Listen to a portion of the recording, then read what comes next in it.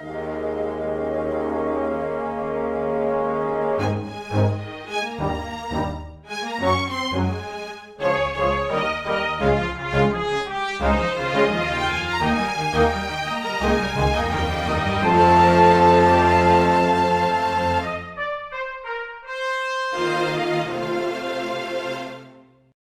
everyone, and welcome to Weekly Manga Recap here on the 2nd of August of 2013. I am Nick, joined once more by Quinn. Hurrah! Huzzah. And hurrah! I don't know what's going on with my cheer. It's kind of like, either like I've got something stuck in my throat while I'm trying to cheer, and it's just like, I can't be ass enough to actually open my vocal cords all the way up in order to say, yeah. Going by Super Smash character losing screens, what's your level of enthusiasm for my return? Like, I'm assuming this isn't Kirby over the head, clap, clap, clap, clap, clap, but is this like Captain Falcon, I couldn't give a shit sideways clap? Or is this at least like Link's like, I'm trying. I'm not really, but I'm there. It's got to be like one of the villain claps, where they like put a little bit of smarm on it, because like whenever Ganondorf claps, it's always like, yeah. Oh, good for you. When you're like, I beat you 6 stocks to 1. What do you mean? I will conquer this world. Not if you keep on trying to do that fucking dragon dash. That big long kick doesn't really work, actually. Nick, I should intro a couple things. I should tell you about how my week's been. So start off, my dog died. Great time. Unfortunately, Scotia passed. Those of you in the Discord know that this was kind of happening, and that's why I wasn't able to make it last week, and then we put it down the next day. Not fun. Anyone who's ever had to put a dog down knows it sucks. But the next 3 days, it happened on Thursday. Next 3 days, I was just in a vicious depression, nonstop, 3 days straight. And then Monday I was feeling okay, and Tuesday I was feeling all right. So I decided at the end of the night I was going to take an edible. I don't take edibles, and to be very clear, ever since my stroke and since I started doing hormones, I get affected by things more easily. So it only takes 1 or 2 drinks to kind of get me buzzing. And I was like, I don't want to take an edible. I don't really take them, but I know people feel really good. So I asked somebody, who I'm not going to name. I'm just going to say I asked somebody how much... Druggy McDealer. Yeah. I was like, how much do you think would be a good thing for me to take for my first time? And these are 10 milligram edibles. They're like, just take 1. And I need to be very clear. 10 is not high. 10 is not high. But 10 fucked my ass up 7 ways from Sunday. I was fucking flying. I can't even begin to tell you. It was an experience. Everyone else left the house, so it was just me the entire night. And I panic called 4 different people. And eventually I settled down and ordered a lot of GoPuff. Just a lot of it. And I just watched 2 hours straight of Simpsons while eating Gushers nonstop. So every part of my body is in punishment today. Every part of me is in an absolute fury. So if I spontaneously vomit neon colors during this episode, I need people to know why. It's because I do not have a tolerance anymore, and bad things happened, but it was good eventually. How do I relate to any part of that?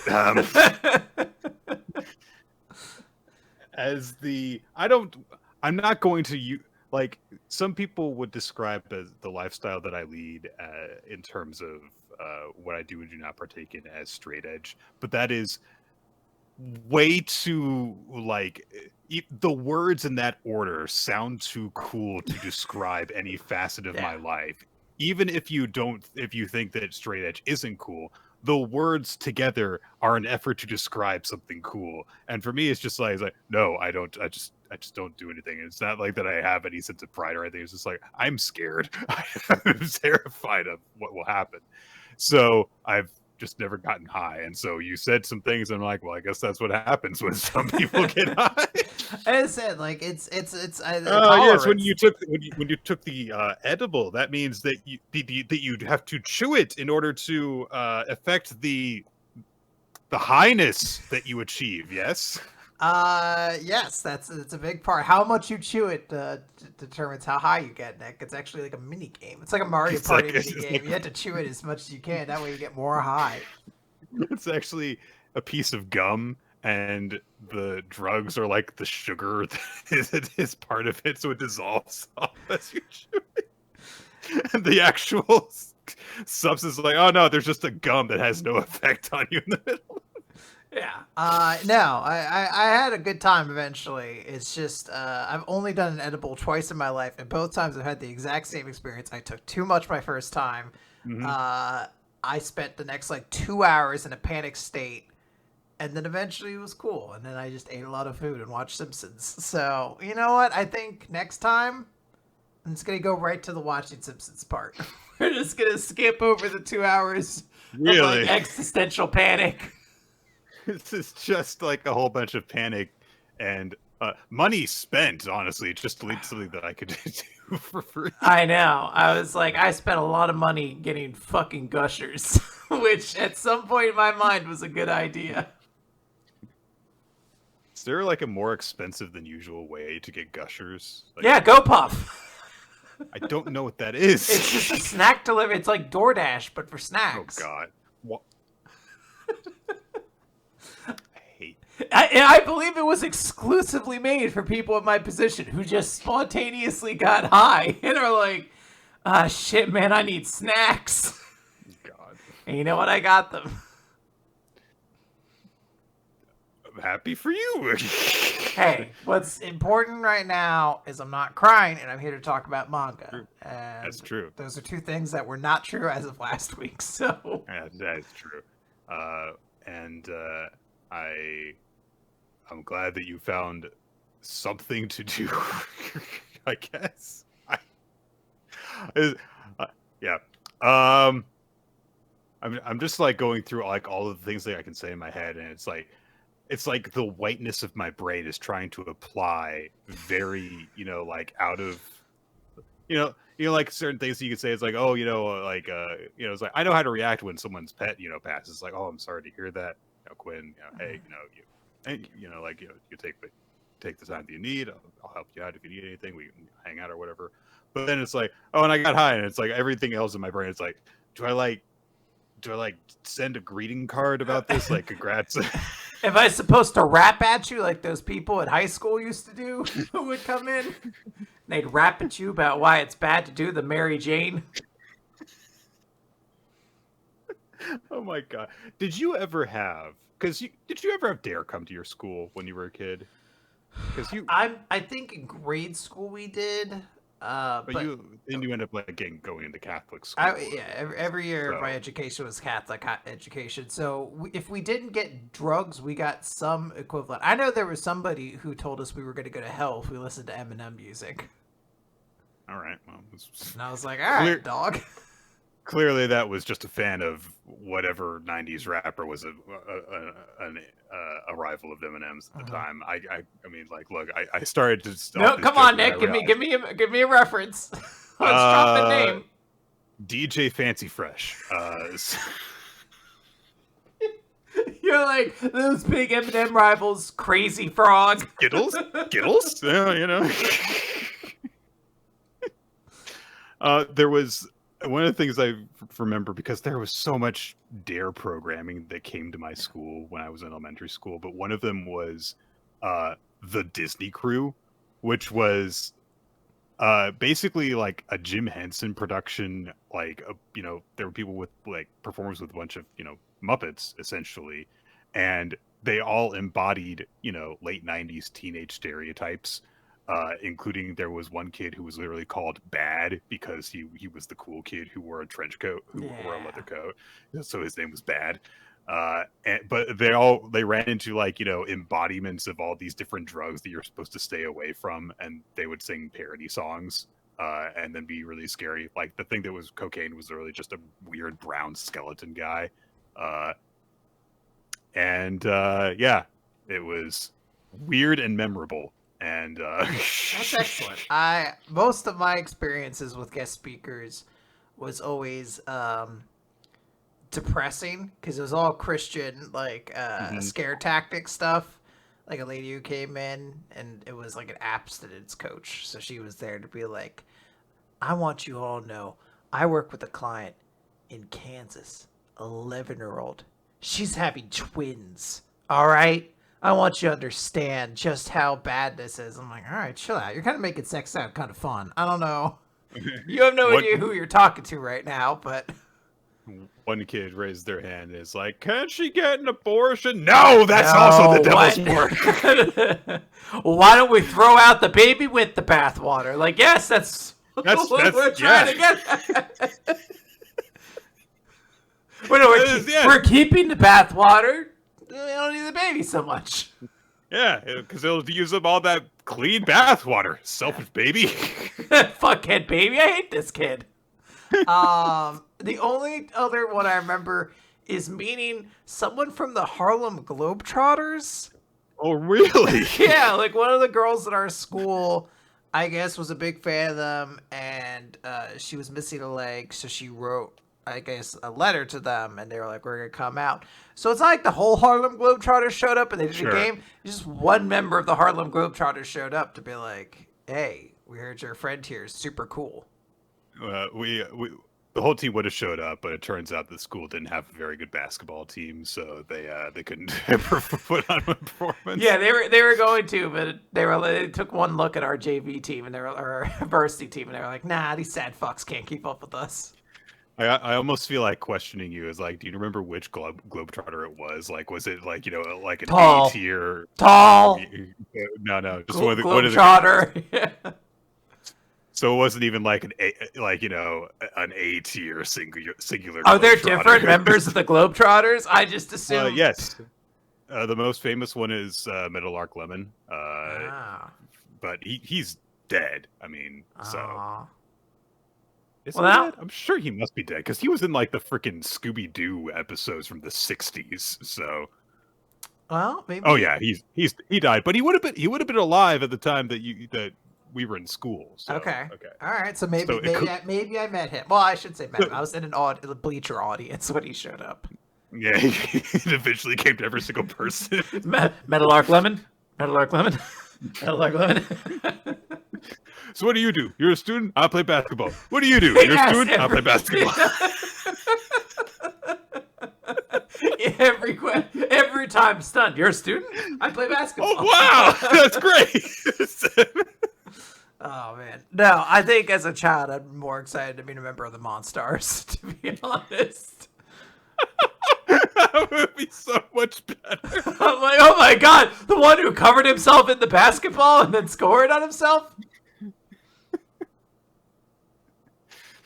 Oh, man. We do have manga. Yeah, people are like, why did you go on such a long tangent? It's like, well, because we have like 7 series to talk about this week. Yeah, we do have a recommendation to talk about, and I don't really know what to say about it, but I think we will begin because we have to at some point. The series we were asked to look at for today is Beauty and the Beast Girl. It is a romance, a Yuri romance that. Boy, howdy is it? Well, it's there. Those two girls sure are women, and they get tastefully nude around each other. So the story, obviously, give it the title, it's a little bit of a takeoff of Beauty and the Beast, but with a couple extra added twists. There is this somewhat draconic, I guess, monster girl who, at the beginning of the series, doesn't even actually have a name because they're a complete societal outcast, hated by any human that they come across. But one day they encounter a blind girl named Lily. Who, of course, doesn't, know that they are a monster because you can't see that about them. And so they get to know each other over a bit of time, and over time they, fall in love. And that's about like the first, like, 7 chapters of the series, and there is a lot more than that.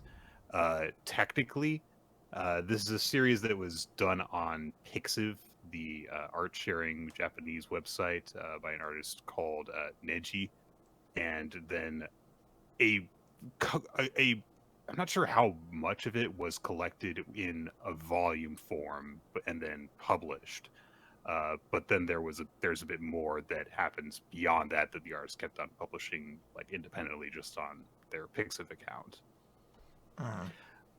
And so Lily ends up naming the monster girl Heath, and the series is about their relationship. Yeah, Yep. it sounds like we're stalling, but it does. There's a lot of challenge in just talking about this manga because there's not a ton of content in it. As you mentioned, there's our beast girl who's like, I wouldn't say fully draconic. They also talk that she has like a beast aspect to her, like in her ears and various different things. They don't go into a ton of exploration into it. It's also a world that just has mythical creature people. The ones I can immediately think of is they meet a mermaid later on, and then another character happens to be a cyclops, but like like a pretty cyclops. um, and the series is just the gentle Yuri series. These two characters meet. There's a little bit of conflict at the start because Heath believes she doesn't deserve Lily, and eventually learns that she's the one who took away Lily's vision. And there's like some nervousness over that, but then like they get together, and I swear to God, for the first like 25 chapters of this thing, there is no plot. Like Nah. they just hang out and kiss each other. Yep. And that's cool. Yeah, that's great. I'm glad they're happy, but there's not a lot to sink your teeth into in this relationship. If you start reading the series and you see Lily and you see Heath, and you're like, those two look cute. I'll bet they would look cute together, making out. You will enjoy this series because it features the two of them making out and being lovey-dovey. Mm-hmm. If you hear the premise of the story and you're like, oh, a monster girl, you know, kind of keeps her identity a secret from the blind girl that she's fallen in love with, and there is prejudice that they have to work against there. You know, even if they're together, then how are they going to get along in the world? Because Heath will be hated and stuff. How is it going to turn out when Lily learns the truth that Heath is a monster, and that she is responsible for her being blind? How is her family going to react and stuff? You may be disappointed in this if you're looking into like getting some big tasty drama out of stuff. And I do think that even if you're the type of person who's like big into like big feelings, like conflict and tragedy, or the potential for tragedy, or what really drive the emotions of a romance or something like that, you also may not get a whole lot out of this, because there are a number of situations that are kind of set up, or at least maybe not even set up is the appropriate term, but are implied to be set up, and then aren't really paid off. So, for example, Keith feels guilty over, like, oh, I'm the monster that, inadvertently caused Lily to become blind. What will happen when she learns the truth? Oh, Lily already knew. She already knew, and she's, fine with it. What's going to happen when Lily's family finds out that she's together with the monster girl? Well, the father's okay with it. Because he had a conversation with his wife and she was okay with it. And that's just kind of it. It's just things happen very neatly and are tied up very quickly and neatly. And if you see it in terms of like, well, if we spend a lot of time addressing those things, then it would be less time for the cute girls to be cute together. Then I can understand that. And if that is like your main draw when you like look at this kind of thing, then I totally get that. But it is pretty much exactly like what you will just see like on the cover of like, oh look, those two are going to be cute in a couple of different situations, and that's just kind of it. Yeah, I mean, I should be clear that there are plot developments, but as you said, every plot gets handled very quickly. Like one of the first ones being like, oh, a new character shows up and they knock out Heath, like they just stone cold knock her out and they take Lily away, and you're like, oh my gosh, what's going to happen? And you find out like, oh, this person is Lily's family like guardian, and she's bringing Lily back to her family and keeping her away from this beast. You're like, all right, let's play into the Beauty and the Beast storyline a little bit. Let's get some dramatic tension in here. And Heath has to like go and show up to like rescue her. But she rescues her, and then she's like, you got to have a talk with my dad. And her dad's like, all right, I guess you're cool. By the way, also, hold on, I need to specify a little key detail. This family's name is the Blind Family. Yep. But it's Heath's fault. It's kind of fucked up that the family are called the Blind Family. It's not like, blindness is a condition that follows the family around. No, it's just Lily. It was all one accident. She just happens to be called, last name just happens to be Blind. It's very fortunate in that way. You're like, whew, I mean, now the irony is gone. Now I absolutely am blind and am named Blind, so that works out pretty well. But yeah, there's no real tension in that dramatic development. The person who knocked out Heath immediately becomes kind of like the tsundere friend of theirs. She's just like, I don't really like Heath, but actually I do, because she just has a lot of unrequited feelings she hasn't worked out. And then we meet a couple other side characters who like help with the family. None of them were particularly interesting. There's like a side element of like the maid who is a monster, but it's I don't know if they ever explicitly say what kind of monster she is. I started to like kind of fade out a little bit at points. I don't know if they were ever like, oh, she's a fucking minotaur or whatever. I don't know. She's a monster though. But then there's like an assistant maid or something like that, and they try to like tease their relationship a little bit, and I was like, look, I put in a lot of investment with very little return for this starter couple. Like you guys are not getting by without something. I need one of you to develop a real personality and fast if I'm gonna put anything into this, and they just didn't really. And then the series abruptly kind of gets real sad at the end. I was like, all right, we're running out of time, so let's talk about death. And it kind of came out of nowhere. It still gives a happy ending. I will say, like, if you're interested in a series, you're like, I like low stakes, I like cute people being cute together, whatever, that's great. Do note, there is a little bit of just, like, existentialism at the end. And then it gets a sweet ending at the end anyway, so you're all good. I knew that there was going to be trouble for me reading this when in like chapter 4, Heath just kind of like says to herself that she's in love with Lily, and I was like, when did that happen? It just kind of happens. Like there's not like a big moment where like they're spending time together and he thinks to herself, oh my, I think I'm in love with her. She's just like, by herself, sad that she's not hanging out with Lily one day, and she's like, I love her. And it's like, okay, I mean, like, I'm not gonna say like why, because it's very obvious why. It's like, you were alone and this wonderful, very kind person came into your life and is, like everything you could want in someone to be with and more. So it's like, okay, yeah, I buy that you're in love with her, but it's like, but I don't read a series so that the introductory paragraph on the back of the volume tells me what happens, and then I just see that happen without any further detail added.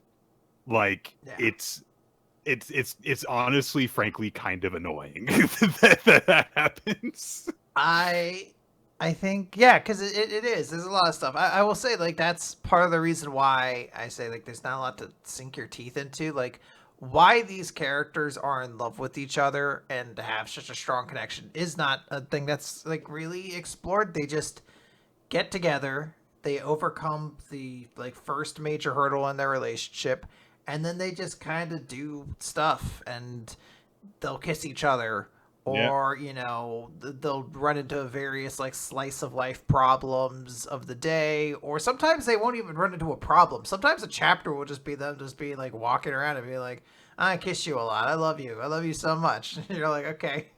They'll see each other and they'll see each other in cute outfits and are like, "You're cute in that outfit." Yeah. And, yeah, and then that Let's happens take a a lot. bath. Let's take a bath together. Yep, Wow, yep, this was a great time taking a bath together. And yep. like, I know that there is an audience for it. Obviously, this series had an audience and grabbed it. So, like, to us that we're talking to right now, this might be your thing. I think for both of us, we were looking for something a little bit more. Yep. And I do think that I mean there's a little bit of flashes here and there when Lily like explains like like how she grew up with her blindness and stuff, and how she got used to how to people never treating her fully as a person because she would be like pitied, or uh, if she worked really hard to be treated as an equal, then people still would not like treat her as an equal. They would like look down on her, or they would either treat her as like a fragile object, or they would treat her as a subhuman essentially. Yeah. And so when she goes into all the explanation, and it's like, and then Keith saw her just like and saw all of her, and so that's why she connected with her. It's like that's I think the most interesting thing that happens in the story. But there's a whole lot of just like honestly just kind of fluffy stuff Mhm. that doesn't have a whole lot of meat to it. And if you're really into this very particular brand of fluffy stuff, it'll give you that. Uh, and I can't, I can't even Us like, like I, scraping I, the bottom yeah, of this barrel to try to find something to I, talk about with it. I honestly like, I want to be, I honestly kind of like want to be angrier about this because I feel like I got so little out of reading it. But at the same time, it's like, why would you be upset at the cotton candy for not filling your stomach? Like, what can I say?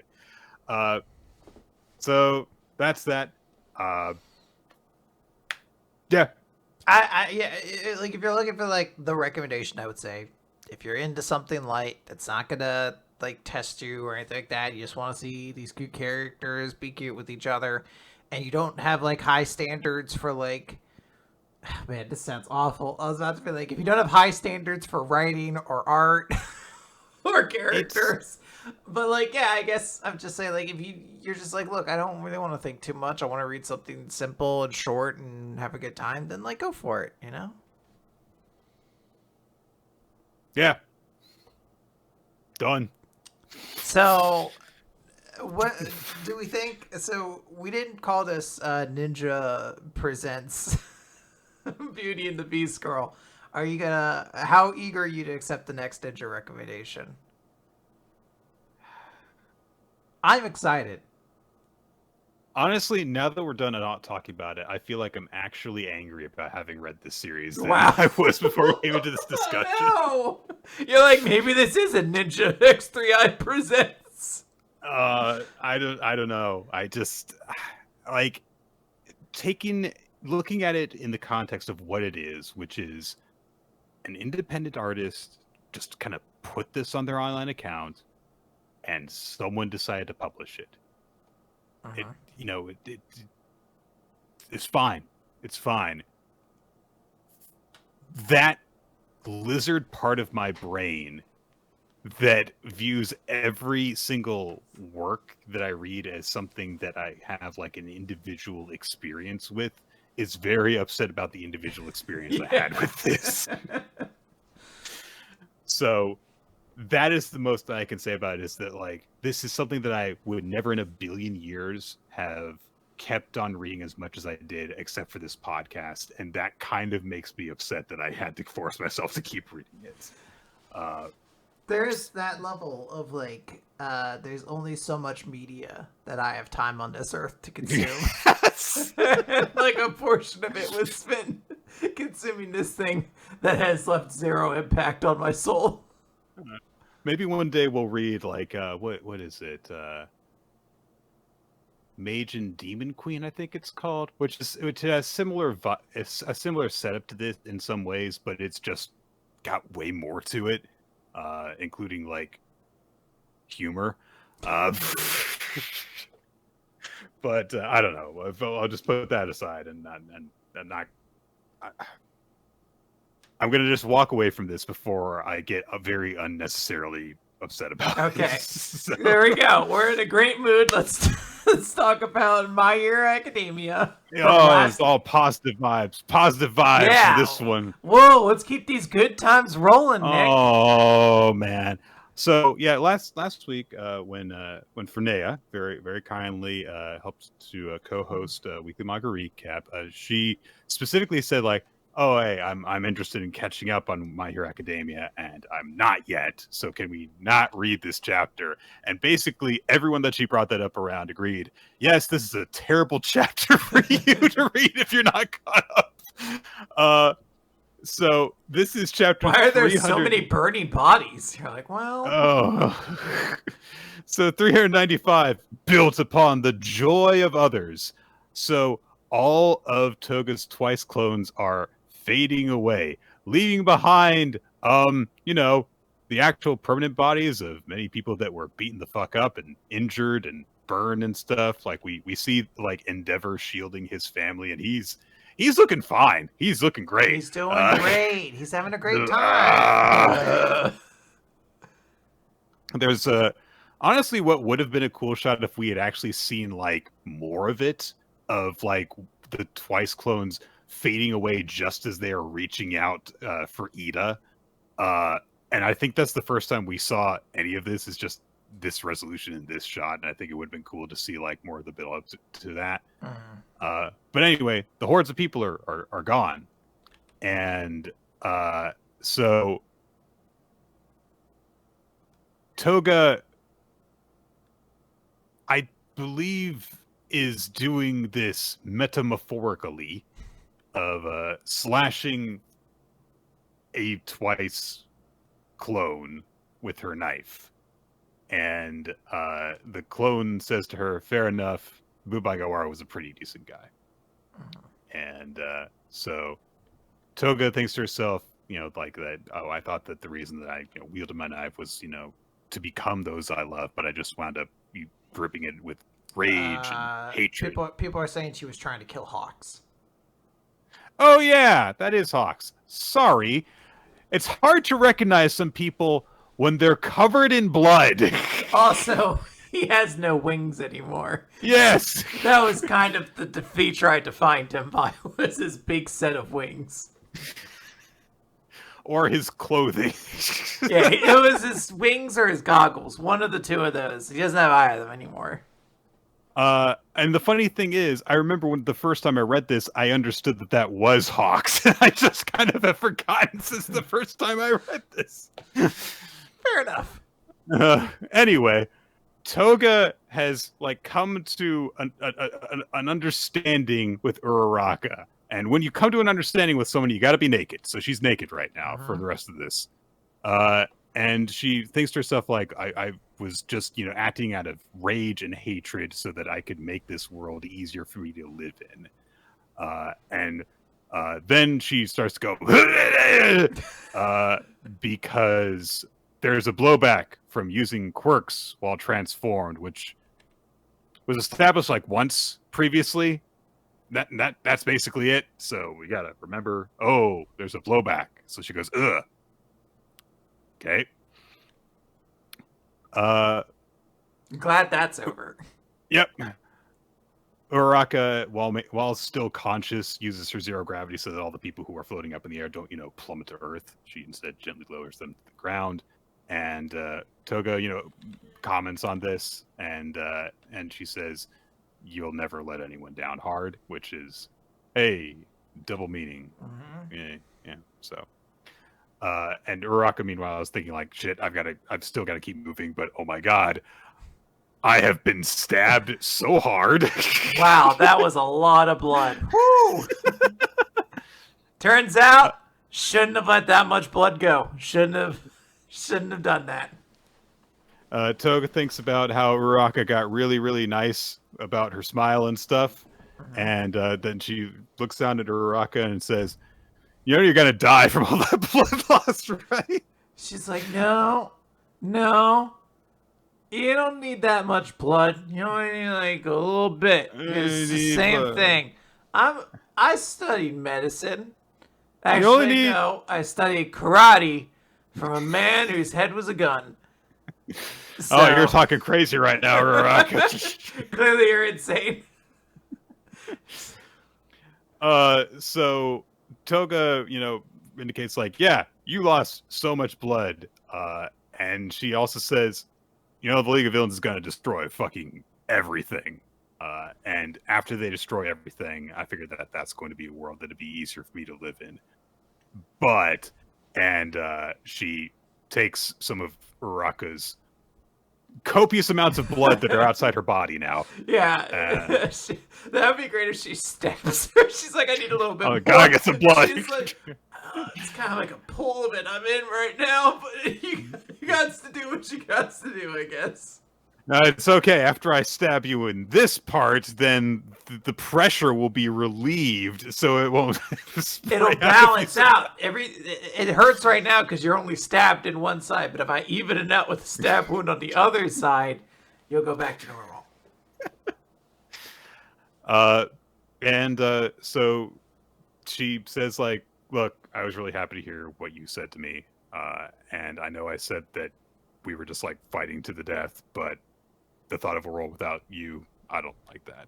And she gets her sucky suck tool, and that's its legal name, yeah.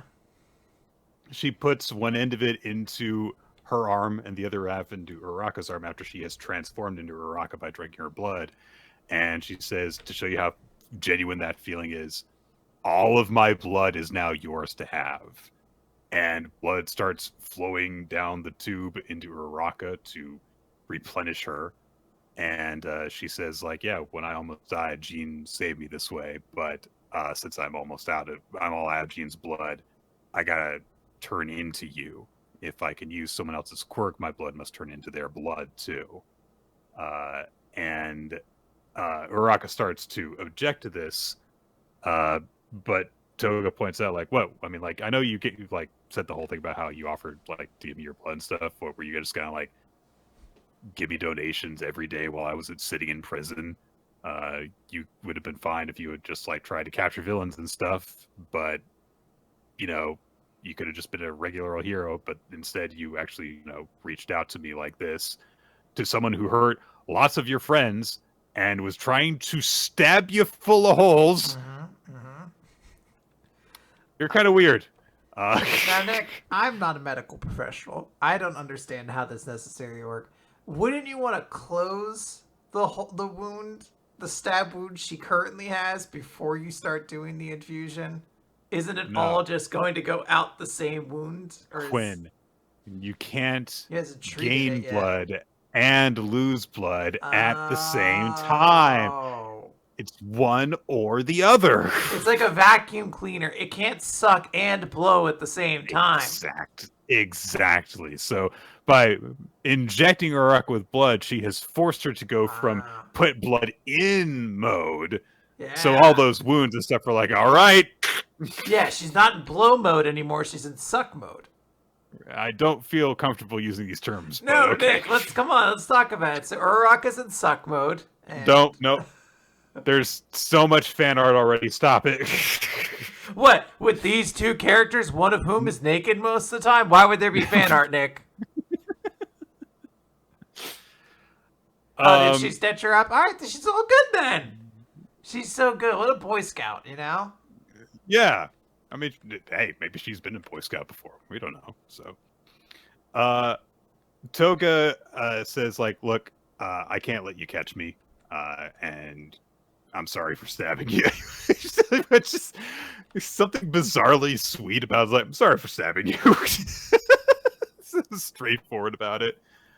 You know, she starts kind of like talking more about like stuff that happened with her recently. Like, you know, Toya burned down my old house and all the bad feelings that went with it, and that did make me happy. But, you know, all the bad stuff is still in my heart. And you didn't make that go away. But as painful as it was, when you reached out and touched me, it still felt, my heart felt really light. Like it could just float away. Aw, like her powers. Mm-hmm. And we get a big old 2-page spread of Toga, like, half transformed. So, like, you know, her hair is partially her own, and her face is partially her own, and the rest of her is Uraraka, so as she continues to give her blood.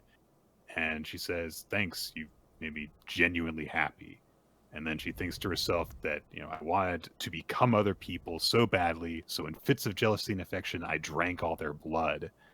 Maybe, just maybe, if I'd known this feeling sooner, and despite how badly I wanted to drain their blood, I would have yearned to give my blood away too. And if I'd experienced that sort of love, maybe I would have had an easier time living in this world. In any case, I am Himiko Toga. I live and love how I please. That's how I made my way in life. A normal girl with the cutest smile in the world. And we haven't gotten a chapter this week since this came out. The overwhelming implication is that Toga has just straight up sacrificed herself to save Uraraka's life. Just like straight up is giving her like enough of her blood that it will be lethal for her. And we don't get 100% confirmation on that. You never know when shown in manga, you know, all the disclaimers and stuff like that. But it does seem like that is what has happened. Me, blood guy, I have arrived on the scene who can fill anybody with blood. There is a teacher who has blood powers. Shit, so. Nick, this is the payoff. Everyone has been waiting for Blood Knight. Vlad King. Holy shit, Vlad King's gonna show up and be like, guys, I am here. Then there's like a gunshot through the head. They never explain it. It doesn't hit him. He's just scared and passes out.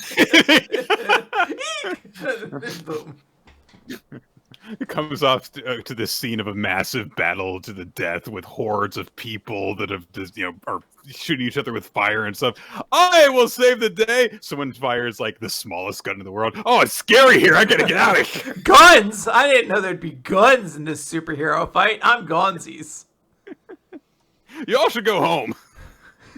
It cuts to that old samurai at the TV, and he's like, "That's what I've been telling you. Just leave. Just get out of there. Shit's cray-cray."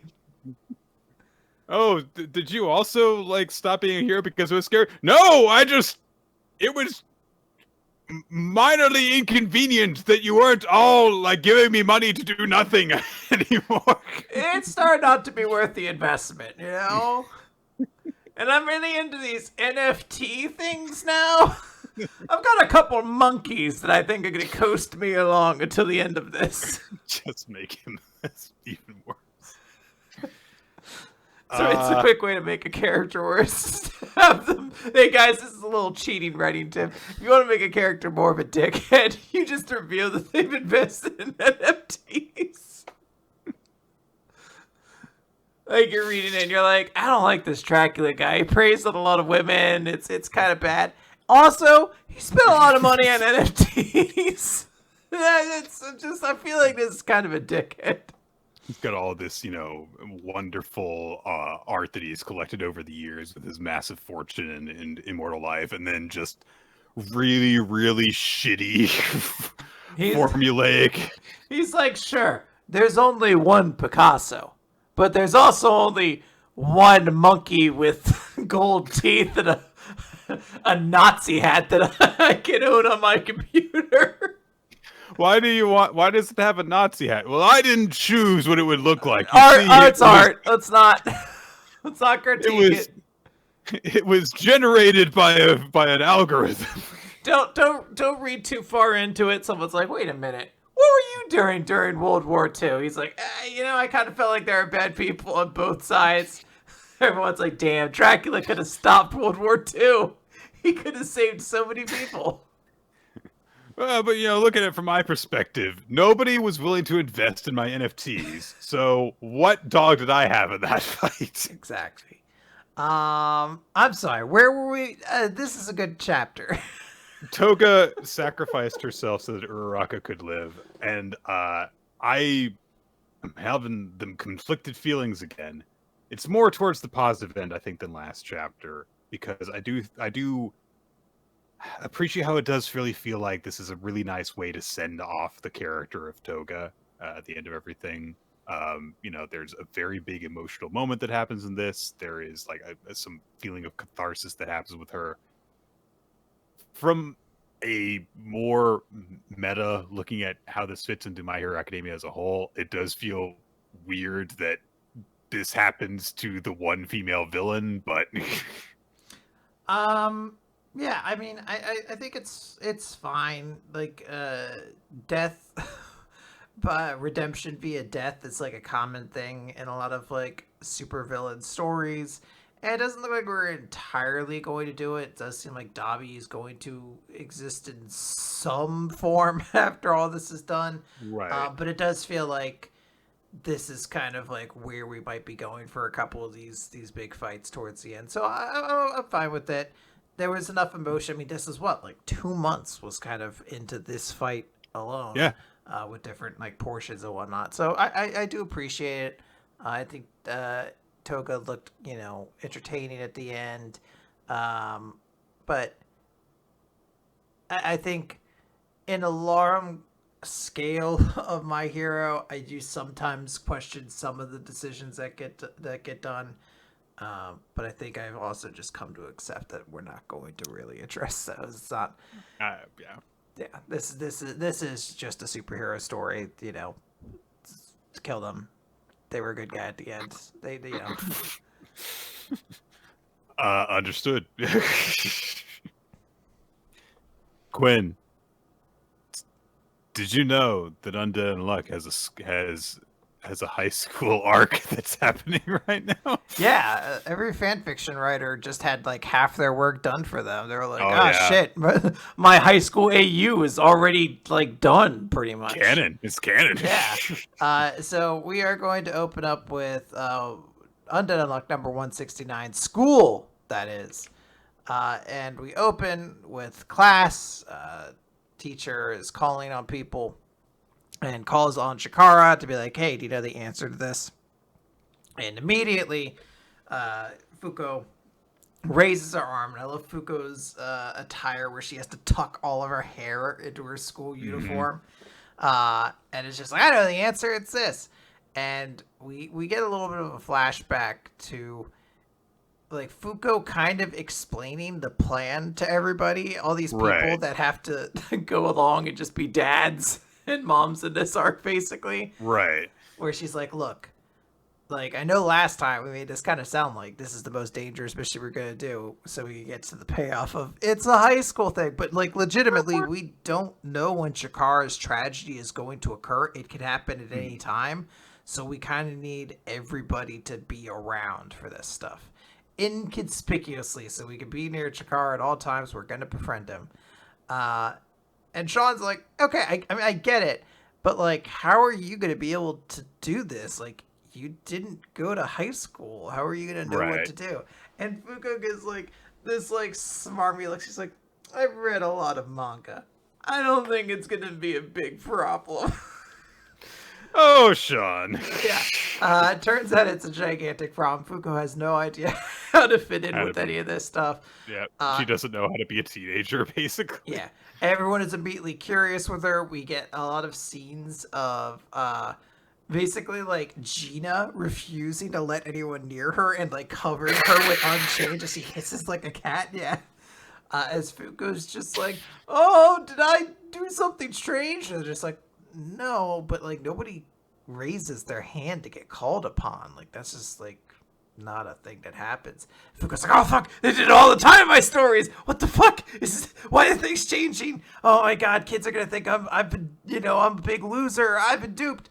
And Chikara comes up to be like, hey, thanks for like, helping me out there. I did not know that answer or whatever. And Fuko's so excited. She's like, oh, Chikara, you look so nice. I like your hair like this. And he's like, what are you talking about? She's like, oh shit. Well, he also points out, like, how do you know my name? Yeah. No one used that name for me. And Fuko's like, oh, I saw a class list. Yeah, she also talks about his hair, and she's like, you say this like we've met before. But everyone in the class is just like, no, she's just, she just escaped from the silly goose pond. It's fine. She's just a little goober. All right, it's okay. So Chikara's like, hey, we're gonna head to gym for the next period. You want me to show you where it is? And Fuko's like, oh no, it's okay. I looked at the school blueprints. And I just love Gina in the background. It's like who is an actual teenager is just like, right. Oh my fucking god. Oh my god. No one looks at blueprints of the school, Fuko. Oh god damn it. And Fuko, Chikara's like, oh, okay, well, I guess we'll see you over there then. Bye. And Fuko and Gina are left alone. And Fuko's like, looks like I survived. Gina's like, yeah, you fucked your way through most of that one, but all right, sure. But they're also like, I could tell this Chikara guy is a good guy, and yeah, we want to protect him, so we're gonna do it. Fang is doing the physical fitness test because he's the PE teacher, and he mutters to Shen, he's like, please stop using untruth on me. Let me leave.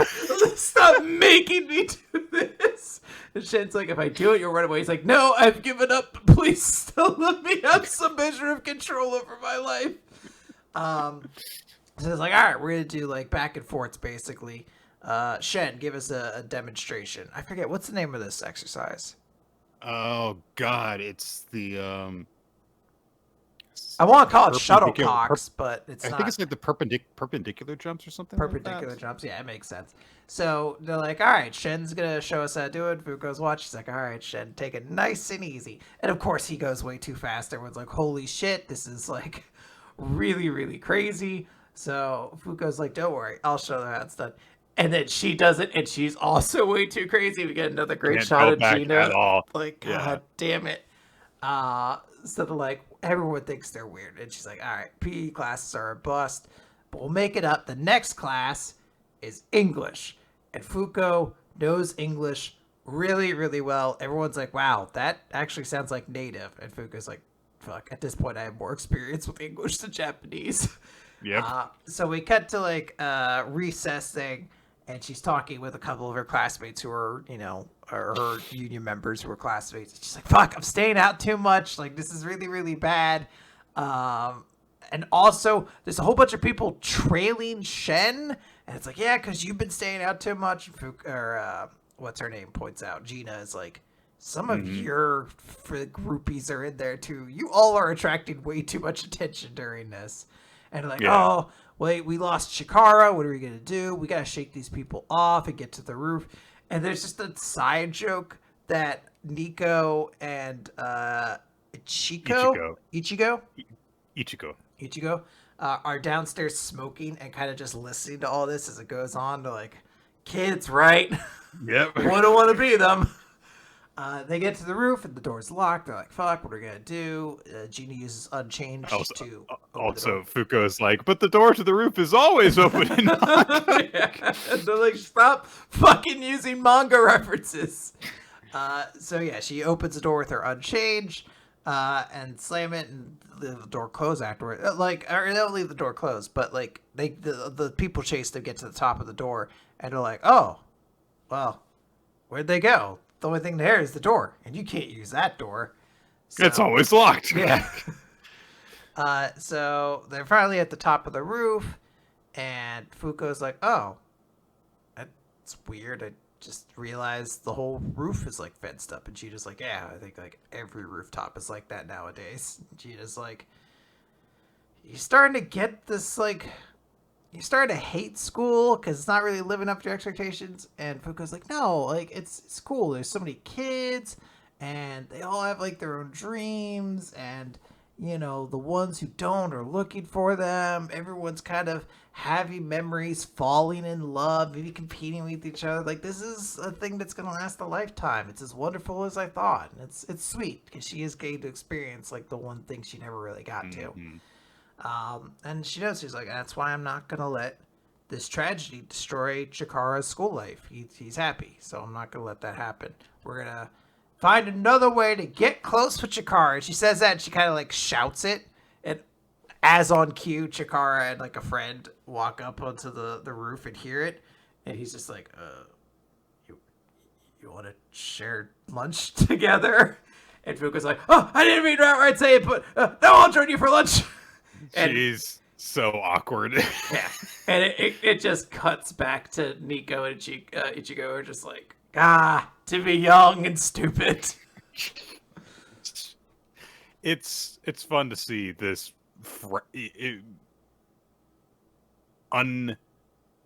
just helplessly frazzled Fuko again, because she's been, you know, like the cool protagonist who, like, you know, she's got a plan, you know, she's confident in her abilities and stuff, but finally we got her back in a situation where she's just very uncomfortable with it, and it kind of reminds you of like, oh right, this is the root of the character that Fuko is, that, you know, she's this very nervous but enthusiastic girl. Yeah. And, you know, it's nice to be reminded of that. Yeah, I like exploring it. I like how happy she is, even as everything kind of goes wrong in her school experience. She still is, like, so excited by this. It's very, very cute. Oh, all Nick. right. Yes, Quinn. I've got two chapters of Eden Zero to talk about. Oh, boy. The first one's actually pretty quick. Chapter 249, Within the Stillness of Time. And we actually get kind of a cool 2-page color spread because it's in a slightly different art style of Hero's normal work. At least there's like a different filter through it. And I do like it. It's kind of cool. But everything's frozen and this weird, except for Rebecca, and this weird, like, catsuit assassin thing shows up. So the chapter is basically that of this person chasing Rebecca, and she's like, we gotta watch out. She has to protect Feather at one point. Right. And she's like, oh, it's not moving. She gets kicked through the whole, like, the wall basically, and she can't overdrive because she's cold. That's like a factor, I guess. I don't remember if this is a thing that's been detailed before in Eden Zero, but she's like, I can't. I thought being naked was supposed to help you unlock your ether. I thought as long as you weren't tied up. All right. Yeah, they added like a new gimmick to it because she's like, until I get warm, I can't use my ether drive, which is where I'd be able to get clothes. That's also an element. She's nude, right. And she's like, I need my clothes. So I have to ether drive or overdrive so I can get clothes. Yeah, she gets knocked through the wall, runs into Shiki, but they're also like slowed. So she's like, wow, I'm naked. This is crazy. Time has stopped. Just like all these things. Maybe this is her power. I don't have time travel powers anymore, but maybe this is her power or whatever. And she sees Joker on the assassin's like chest. Like on a label. I don't know why they have a label like that, but yeah, just in case you forget who they are. It's like, oh yeah, Rekoj. That's who I am, Rekoj. She gets kicked inside of like the clock tower. She finds a towel. She's like, I gotta get warm. Runs further and further inside of it. Falls through the floor. There's just like swingy fight stuff going on. And Rebecca's finally like, okay, now I'm warmed up. I'm gonna kick you now. And I hit a button, so you get hit by a clock piece. And I give you, I forget what the name of this move is. I know it is like a wrestling move where someone's like on their knees. I thought there was a particular wrestler had this as their finisher though, where they're like their opponent's on their knees and they run up and give them the Frankensteiner. Oh, specifically that. Oh gosh. Yeah, I know that, like, I think that Callisto would do this sometimes, but I'll look it up. Continue. So she knocks her down, and she's like, I'm all warmed up. My powers are back. Overdrive. And she kind of kicks her again, and she's like, all right, I'm super cool. Hey, wait, can you even talk? Who are you? And the robot gets up and is, like, still ready to, like, fight. I guess we don't know it's a robot, but then it gets shot through the head, and it's dead. And someone's like, that was the alter ego of Joker, one of Void's minions. But not the actual Joker, of course. And who should it be, Nick, but Old Wise, who's like, good to see you again, Rebecca. And that's what leads us into our current chapter, chapter 250, Joker. Did you have any thoughts on that chapter? It's not really a lot to talk about. Rebecca was naked a lot. Sure. Whoa, was she? Hold on, I'm going to have to go back. I don't think I've ever seen that before. I thought it was absolutely absurd in the one moment when she just fucking runs boob first into Shiki. Mm-hmm. And that's about it. Yeah. So this chapter opens like with the meeting with Professor Wise. It's like, he immediately stops. He's like, don't worry about that. Why don't you put some clothes on there, toots? He like deflects by being like, oh, don't worry. You used to run around naked all the time. Rebecca's like, I was a child back then. So I don't know. I guess that's a joke. I thought it was supposed to be a joke that Rebecca just runs around naked all the time. But I guess Wise wouldn't have those memories. He doesn't hang around with young Wise and have his memories. They're two different timeline versions of him. He notes, hey, I was here because I'm tracking this assassin thing, this Joker double or whatever. And he brings in Bernie, who is, I guess, a cafe lady from Norma. I do not remember this character at all. I just remember Old Wise would hang around with bunny ladies. There was finally a character that showed up in this that I was just like, you're making that one up. Like, I just did not remember her at all in the slightest. And she gets so much. She takes up the whole page when she shows up. It's a big deal, Nick. Fucking Bernice is here. Or Bernie, sorry, whatever her name is. I just vaguely recall a bunny being in like a video call with him or something like that, and I assume that's who this is.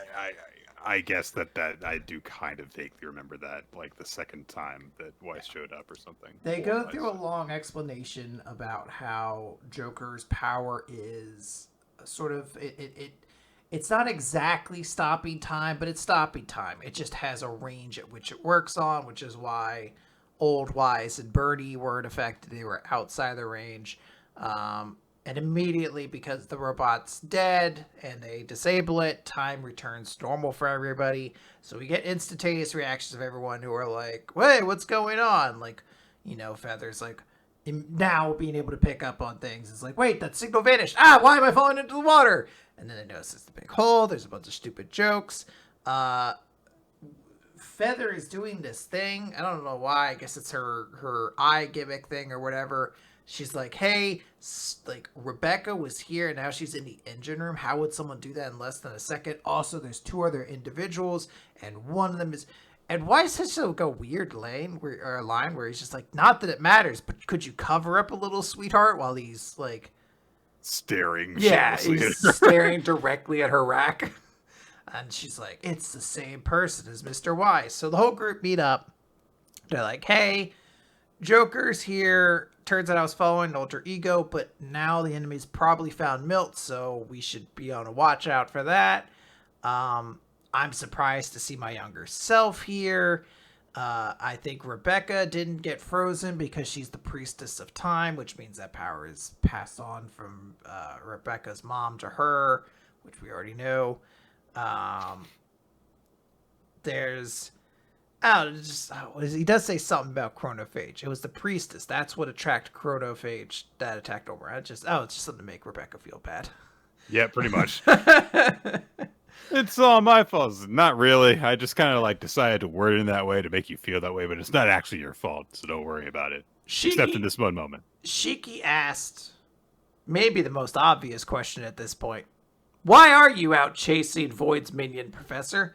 And immediately he goes fucking, he's like, it's like you had to have expected they were going to ask you this at some point. That's because he built one of the Erasion 6 Galactica, Joker Helix. And there's a quick note of like, wow, you're a real scumbag. He's like, no, I didn't build it for them. Something you don't understand. Happened. So Rebecca has this. I had noble intentions. Yeah. The most noble of intentions with my design. Oh man, this is such a weird situation. Rebecca has like a moment. She's just heard enough words now, and she's like, "Wait a minute, Joker Helix, Professor. I remember when I lived with you. That used to be in one of the video games I would play." And she's like, "Wait, the game engine was called Joker Helix." And Old Wise is like, "Yeah, I created Joker Helix as a video game engine." I want to stress how funny this is. Because this is the most 90s the writers have heard of, like, cyberspace and the internet, but they don't know how they work things ever. But it is specifically about a game engine, a video game engine, as in the thing that is designed that afterwards you can just kind of like, design the assets and stuff, and then all the mechanics and everything, the physics of it are built in. You don't have to design those yourself. The underpinning, rules for how a lot of stuff works are things that, game designers can build upon. And we are in a world where now there's like a lot of freely available tools so that people can design video games who previously would not have had the ability to do so due to lacking the technology and lacking these technical know-how to get that underpinning system set up. One of those people being Mashima Hiro, who has made a video game using a game engine. He was this is real. Like he is into it, so he's gonna add it into his story. It's one of my favorite things. This is like maybe one of the niche things ever. But I used to listen to Kevin Smith's podcasts, and he would always talk about how he wanted to do a Batman podcast. And then there was one episode of the show where he got really into trucker songs. Yes. Like trucker theme songs. And then the first episode of his Batman podcast came out like 2 weeks afterwards, and he had a trucker theme song. And you were like, look, I understand the context of why this has a trucker thing, because listen, if I hadn't, this would be the most insane thing ever. Like, that's that same thing here. Like, I know Hero has been making video games, so it makes sense why Joker Helix is a game engine. But if I did not know this would be the absolute most insane page turn. Just like, what the fuck does Mashima Hiro think a game engine is? Is he think that it's an AI? Because it's not. And then you think about it, it's like, wait, he knows what game engines are. He should know. He names Unity. Yeah, he does Unity and Unreal Engine. He gives them the Shmoney treatment or whatever. Right. But yeah. So they're trying to explain to like, hey, so it's a software used to make games. And Homura's like, why would that be part of the Rishon 6 Galactica? And he's like, I gave it AI, and I wanted it to absorb knowledge from all over the cosmos to make better games, I guess. He just says that it basically has absorbed so much information from the world, it became self-aware and gave itself a hot robot body. Well, maybe it gave itself the body. Yeah, he might have told that. I do like the idea, because we don't see the games he made. We see, like, one of the title screens, Grip Smash. And I do like the idea he made, like, a Frogger clone, but he's like, what if this Frogger clone could learn everything from the internet? And also, it wore a sexy skin type. Yeah, and what if it, walked around kind of sexy? So, yeah, they're like, okay, cool.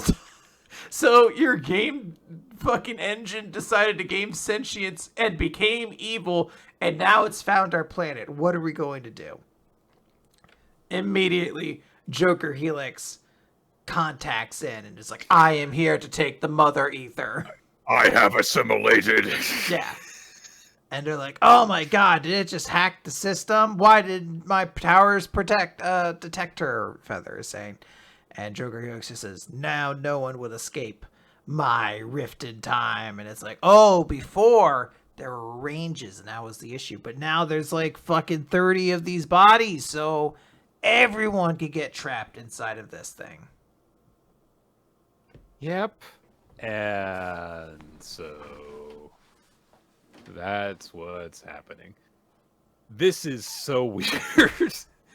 But I am grateful that finally we got to a point in Zero where it just got so weird that it like just demanded that, your attention of how weird it was, as opposed to just like the regular amounts of weird that have been happening, where it's like, well, that's a slightly inventive way to get all the girls naked, but honestly, that's just been getting really lazy lately. Even so. Another hot spring? This is like the third one in a month.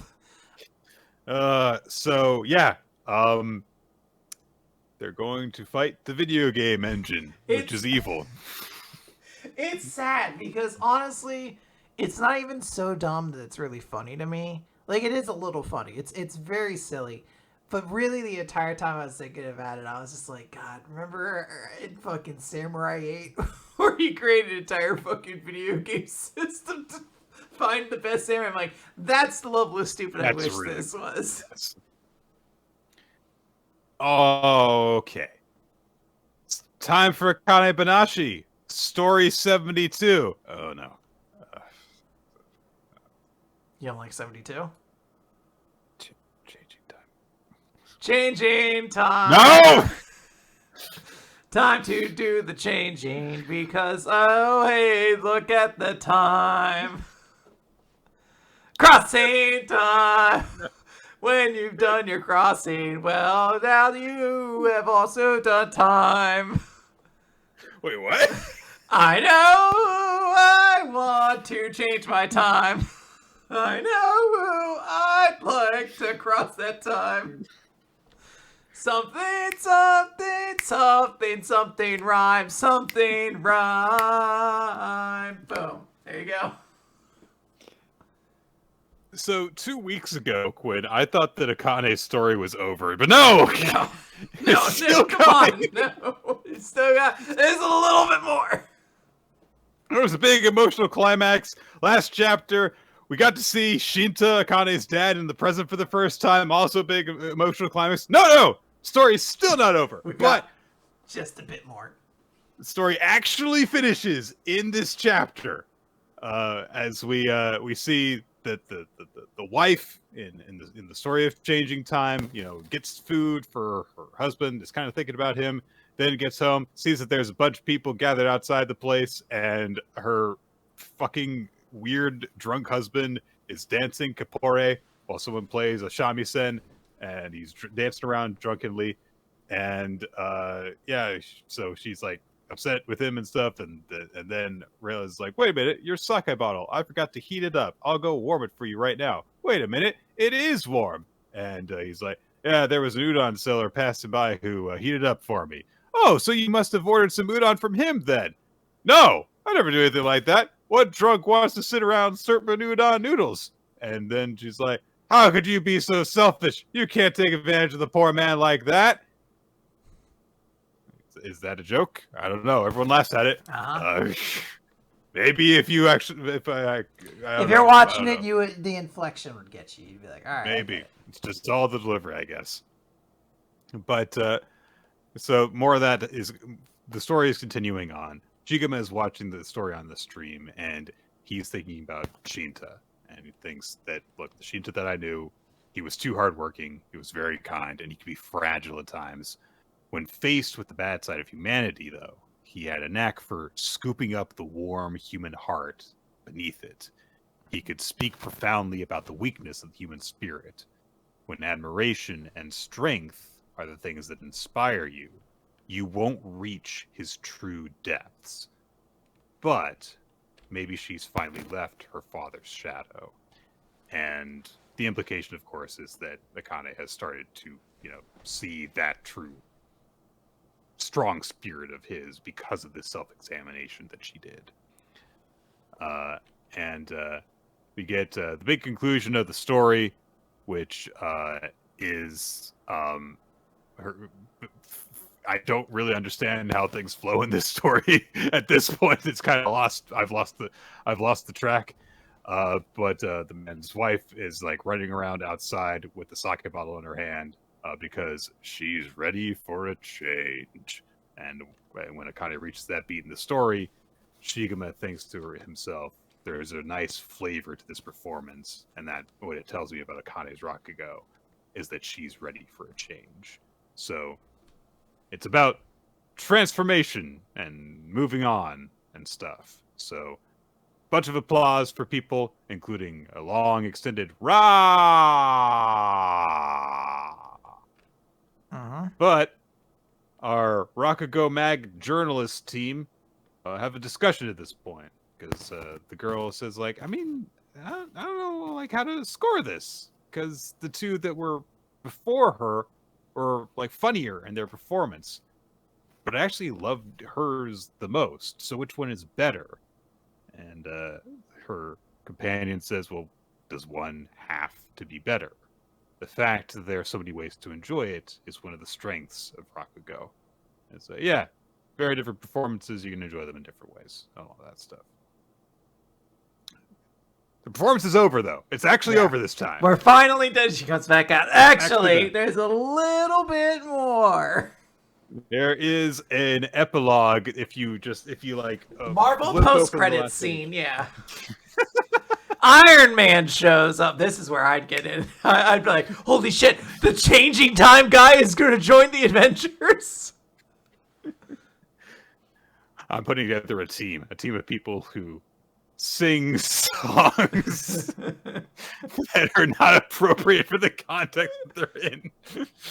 Will you join my closing time cover band? I'd be so excited. There's well, Mr. Stark, wouldn't you have like an Iron Man song? No. Closing time. Closing time. I'm a huge Semisonic fan. What about my general ambiance doesn't suggest Semisonic to you? I don't know. Maybe it's all the AC/DC that you're constantly blasting in every one of your movies. No. That doesn't sound like me at all. I also had Elon Musk in one of my movies. All right, times changed. All right, Iron Man's starting to separate himself. Changing time. Yes. Welcome to the team. God. I defy people who think that Iron Man 3 is the worst one. I'll have to rewatch too. I remember kind of liking 2 back in the day. It's just... Did you like the first one? Would you like to watch it again, but worse? So... the MC says, like, hey, all the performers are back on the stage now. Remember that Hikaru Arakawa is currently leading with 93 points. Akane Arakawa... What an awful fucking way of doing this system. Of announcing the score. I guess it's how the Olympics and shit do it. But in my mind, if you were building suspense, why would you reveal all the scores? Because you have to have the 2 motherfuckers stand up there who know they aren't winning. Yeah.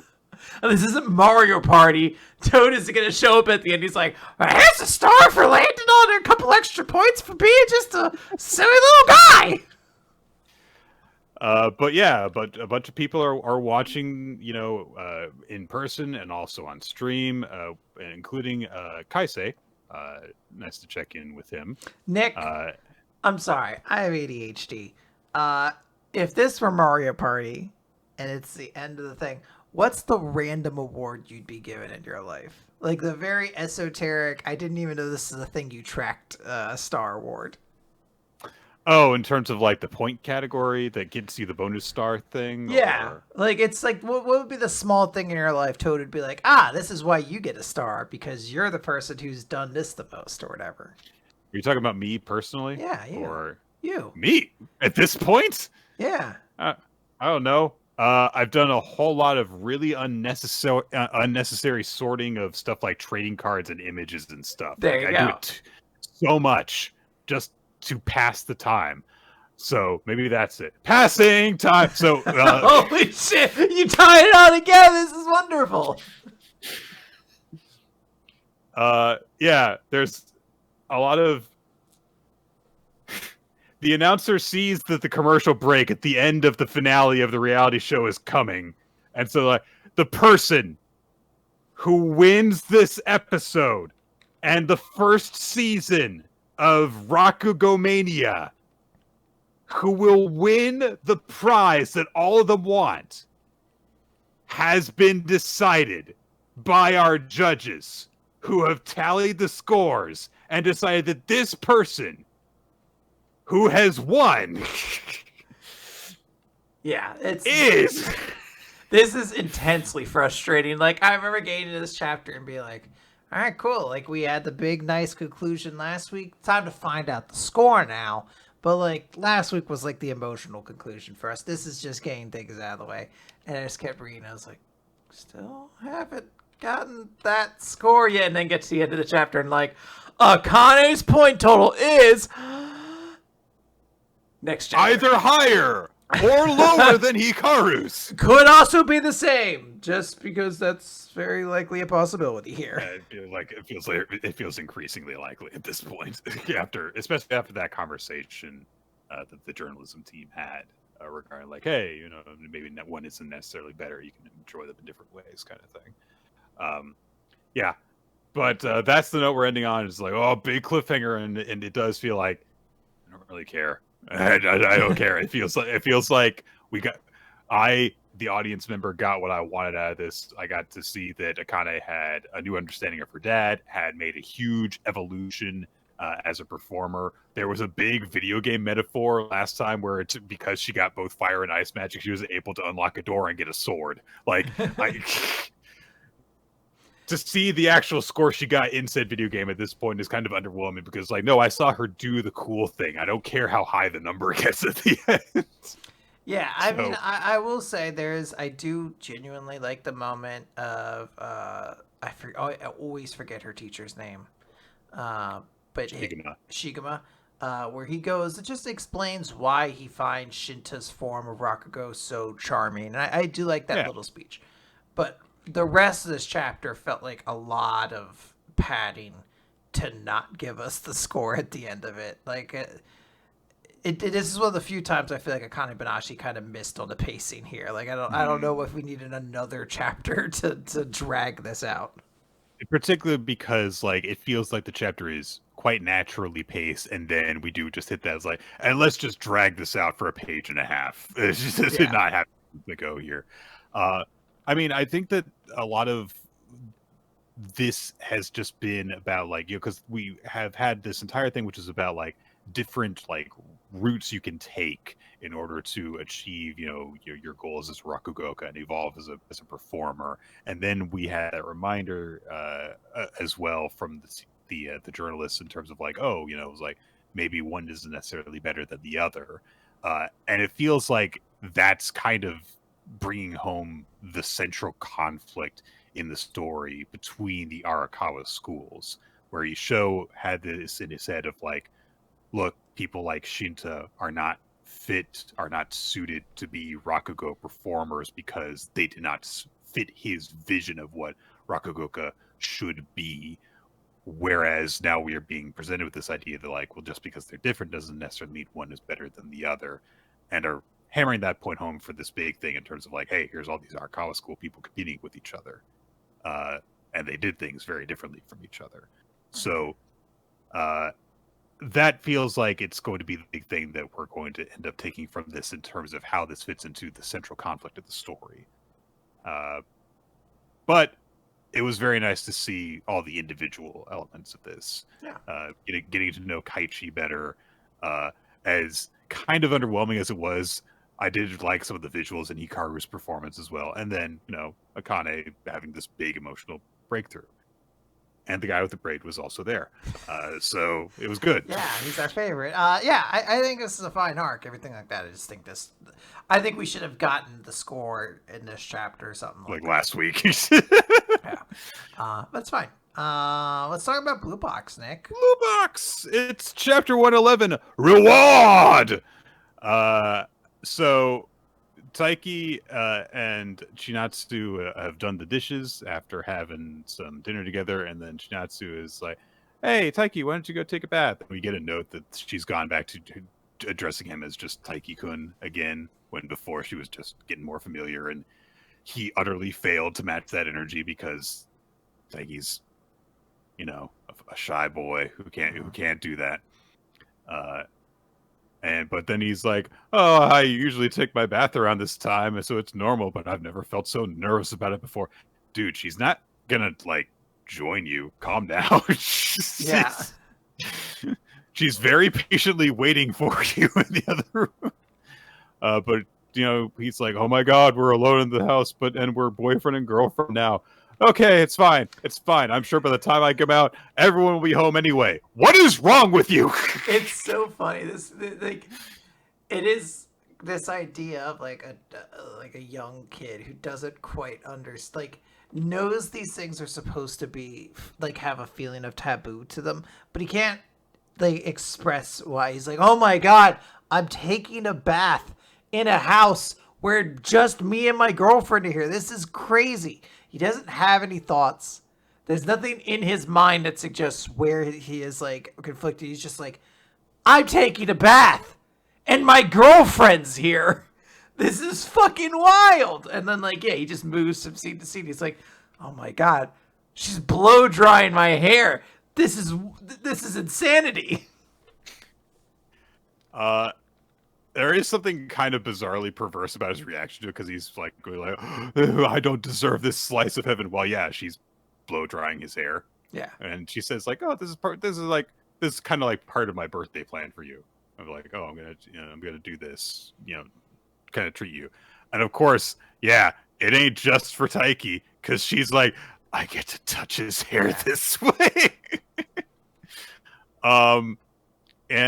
Yeah, she goes along doing that for a bit, and eventually, because she says like, "I've always wanted to blow dry someone else's hair," and Taiki's like, "I mean, you can you do it for me anytime." And she's like, "Nope, it's only because today is special."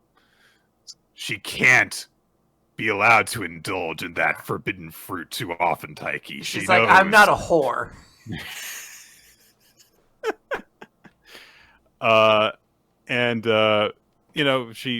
She says, "At this rate, I would only ever think romantic thoughts."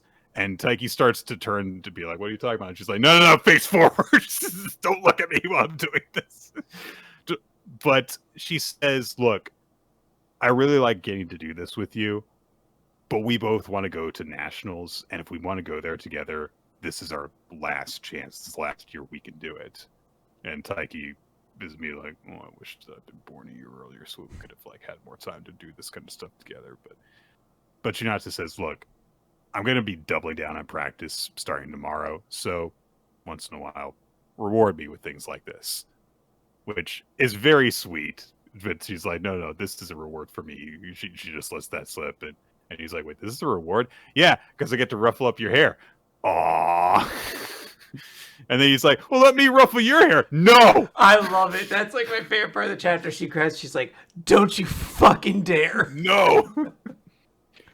And she straight up says, just like bald-faced hypocrisy, "It's okay for me to ruffle people's hair. It's not okay to have it done to me." And so Taiki's like, "Oh, I'm gonna get you." And they start like having a little like, play fight of like, "I'm gonna get your hair." And then they both realize like they're facing each other and are like really close to each other. And they're like, uh-oh, we're alone right now. And then Taiki starts to say, "Well, Junatsu-senpai, you said earlier that you'd be doubling down starting tomorrow." And they just kind of like look at each other really closely and are just sitting next to each other, It's looking gonna at each happen, other. Nick. We're finally gonna get that kiss. Oh man, they're finally gonna bump knuckles. Like, No, you're revolting, Nick. No, they're gonna kiss. It's sweet, innocent little peck. they're finally gonna give each other friendly backpats. That sounds sexual as well. I don't trust you. They're gonna rub elbows. Oh, well, that's fine. You could do that in like a friendly business sense. Rub elbows with this guy. Okay. They're gonna eat each other's hair. Oh, well, that's. I don't think there's anything sexual in that. I'm pretty sure there is. Innocently, I think there's nothing sexual in eating people's hair. Anyway, they're staring at each other, thinking about how hard they're gonna hold hands And then, of course, Taiki's family just all be like, "We're home!" and just show up. Yeah. Like, kick open the door, I guess. The only thing I wish is that fucking bald-headed badminton player had also shown up. He's like, "Hey, Taiki, I'm here too!" Like, he always has to be there to cock block when he needs to. So yeah, they just immediately show up. Immediately, Taiki and Shinatsu are like, "We're sitting and facing in different directions," but they're just paying no mind to it. It's like, "Sorry, we're late. We brought cake and all this stuff." Taiki's like, "Oh my god," and he's reflecting on the conversation they just had, and then, hey, the family brings out the cake. It's time to sing the birthday song. Birthday, you were born on this day, the day of the sun rising up and setting, and the stars were there, I guess, and something about that means that you're fated for this because stars mean that. Goodbye. You know, the famous birthday song. I just come in at the end. Happy birthday to you. Oh, you know what? I got the wrong song. I had said the wrong one. I don't know what you guys are doing. That was weird. Mine song's a classic. Yeah, and that performance was like less than 2 seconds long, so nobody can sue us over it. So, well, that's the whole reason why it exists. Yeah. Well, I think it was also to give black people a happy birthday song. Yeah? Yeah. What? The happy birthday one? It's like, what? All right, so like the birthday song was trademarked. Right. So I always forget who did that song. When he did that song so that black people could have like a happy birthday song that wouldn't get fucking flagged or whatever. Wow. Because it's like a completely different one. Ah, fuck. I'm about to just type the other happy birthday song. Okay. I mean, I'm just familiar with the one that they perform at all the restaurants and stuff. So. Oh, well, those ones are just like weird, silly little guys. Oh, God. What is that one?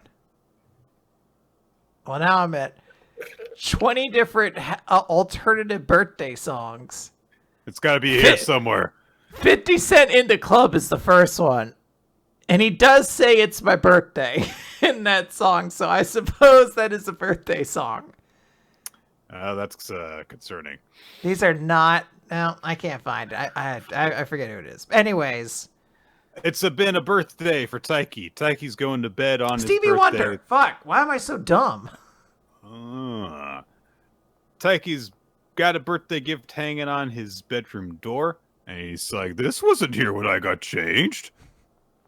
Yes, correct. But so he opens it up, and it's some athletic socks. Very practical gift. But she also included a little note that says, "So that your feet can feel a little lighter while you head toward nationals." Aww. I'm so, like, everybody wants to celebrate their birthday in different ways, but I'm so sad. This poor boy, his gifts for his birthday were protein drinks, protein snacks, and socks. Somebody and 3 little bits of candy. Yeah, three little pieces of candy. I just need I wanted to see him get like a Sonic game or something like that. He's like, "I don't play video games, but thank you for this gift," or something like that. Something that sparks him and not just like, "Here's gifts to pursue your athletic goals in the future." Mm-hmm.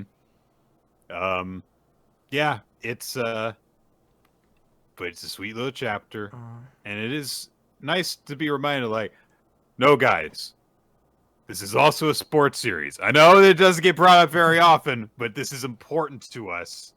We're going to focus on that. So there. Yeah. Oh, Nick, we got to move on. Yep, it's Cipher Academy time. We have so many codes to solve. We got morgues to discover. It's chapter 34. One record.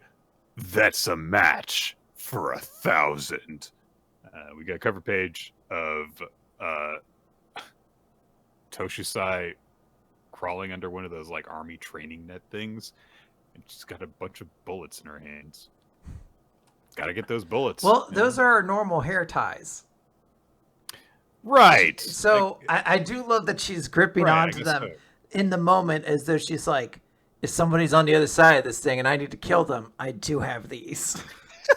And I don't know if she'll punch them or shoot them. So last time Anonymity Requested captured 3 people in one go. This time Nohime has been confronted by 3 people all seeking to capture her. So she's got to come up with a puzzle within 30 seconds in order to, not get captured, and they've got to solve within 30 seconds in order to secure the capture.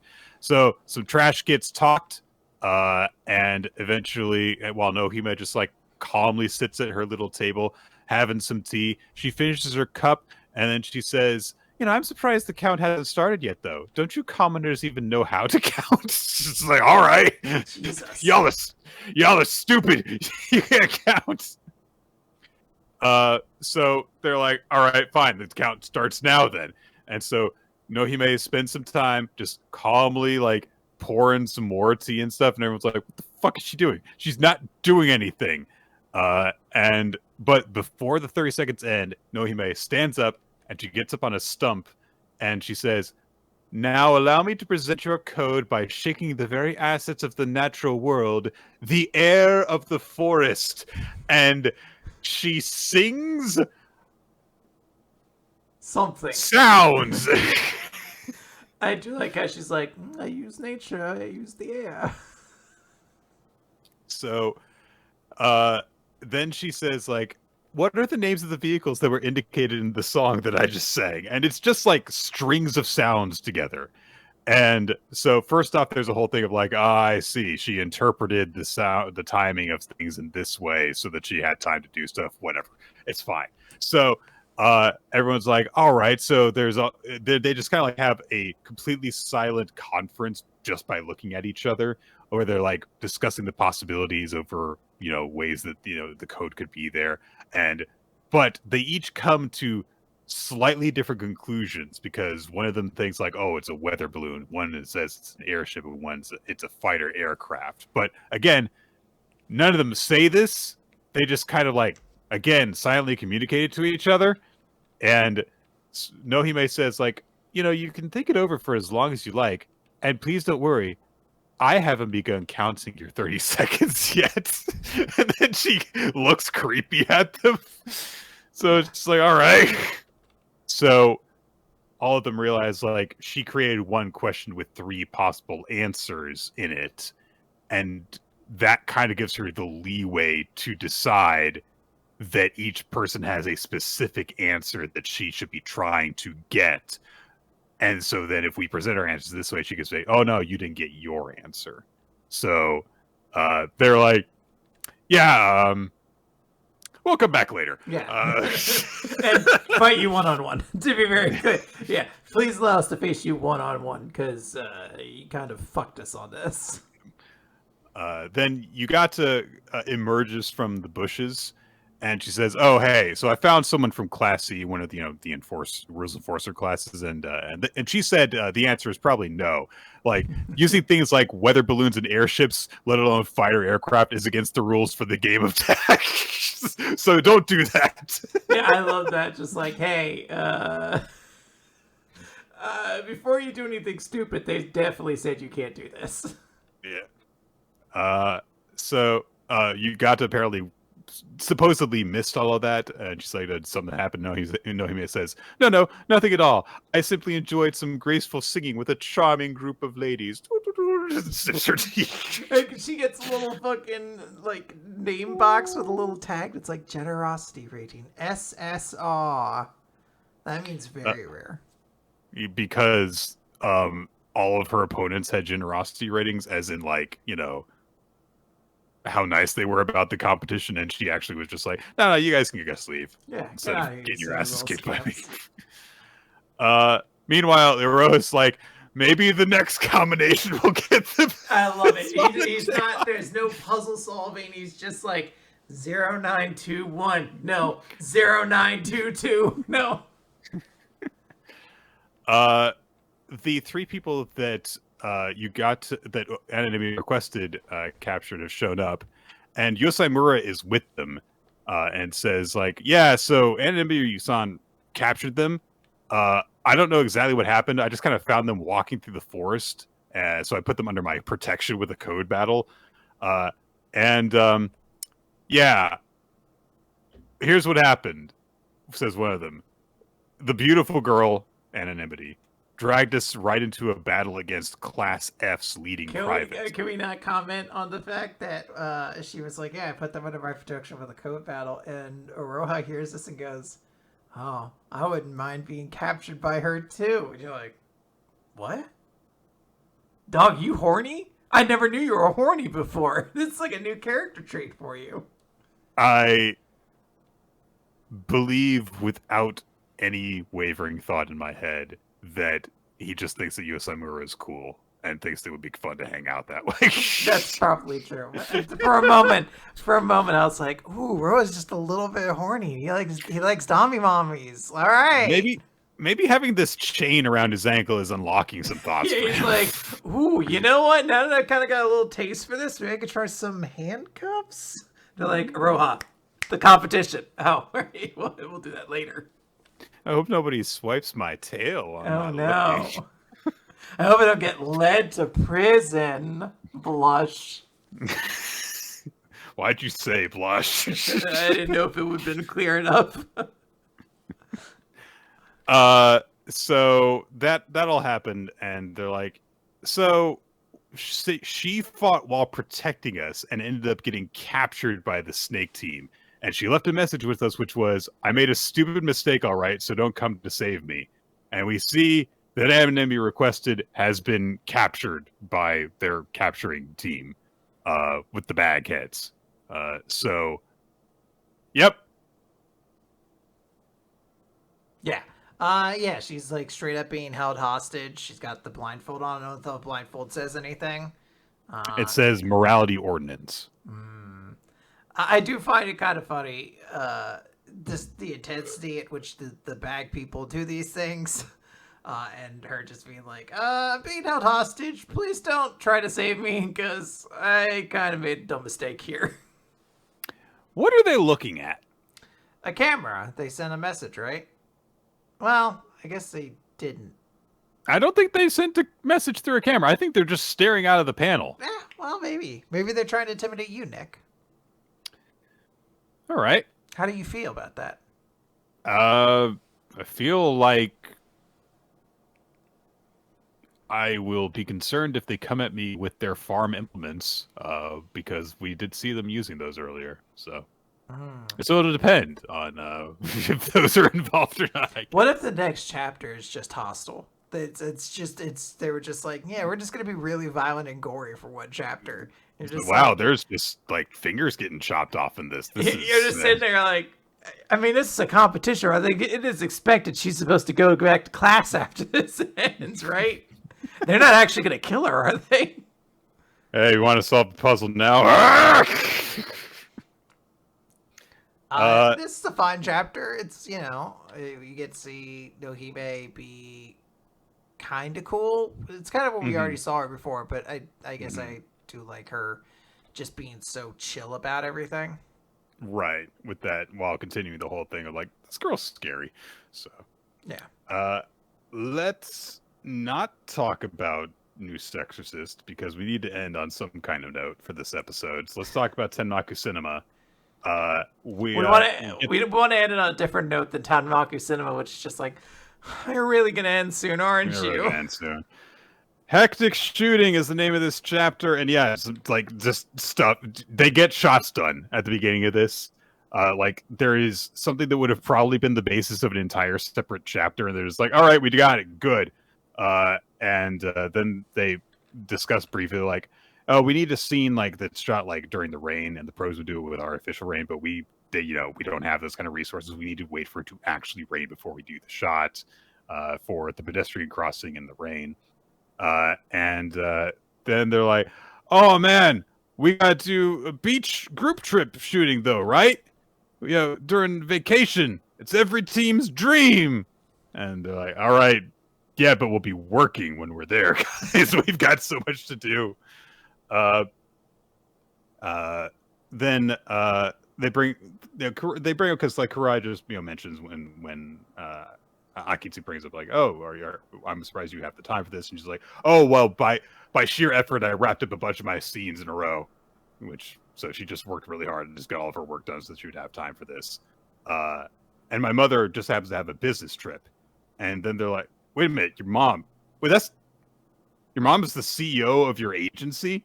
Well, yeah, I mean, it's like, I'm the only actor she represents, but yes. But she went to an overseas film festival for the week. So, you know, she's outside of, she's not like overseeing her at the moment. And so Hajime says like, hey, is it okay really if you don't, you know, bring up that you're going to go on these kind of like shoots, like, you know, a beach trip for a few days? You're not going to tell your mom, is that really okay? And she says, well, we can't have her finding out about the shore. And it's fine though. Like my mother would never listen to me anyway. Aww.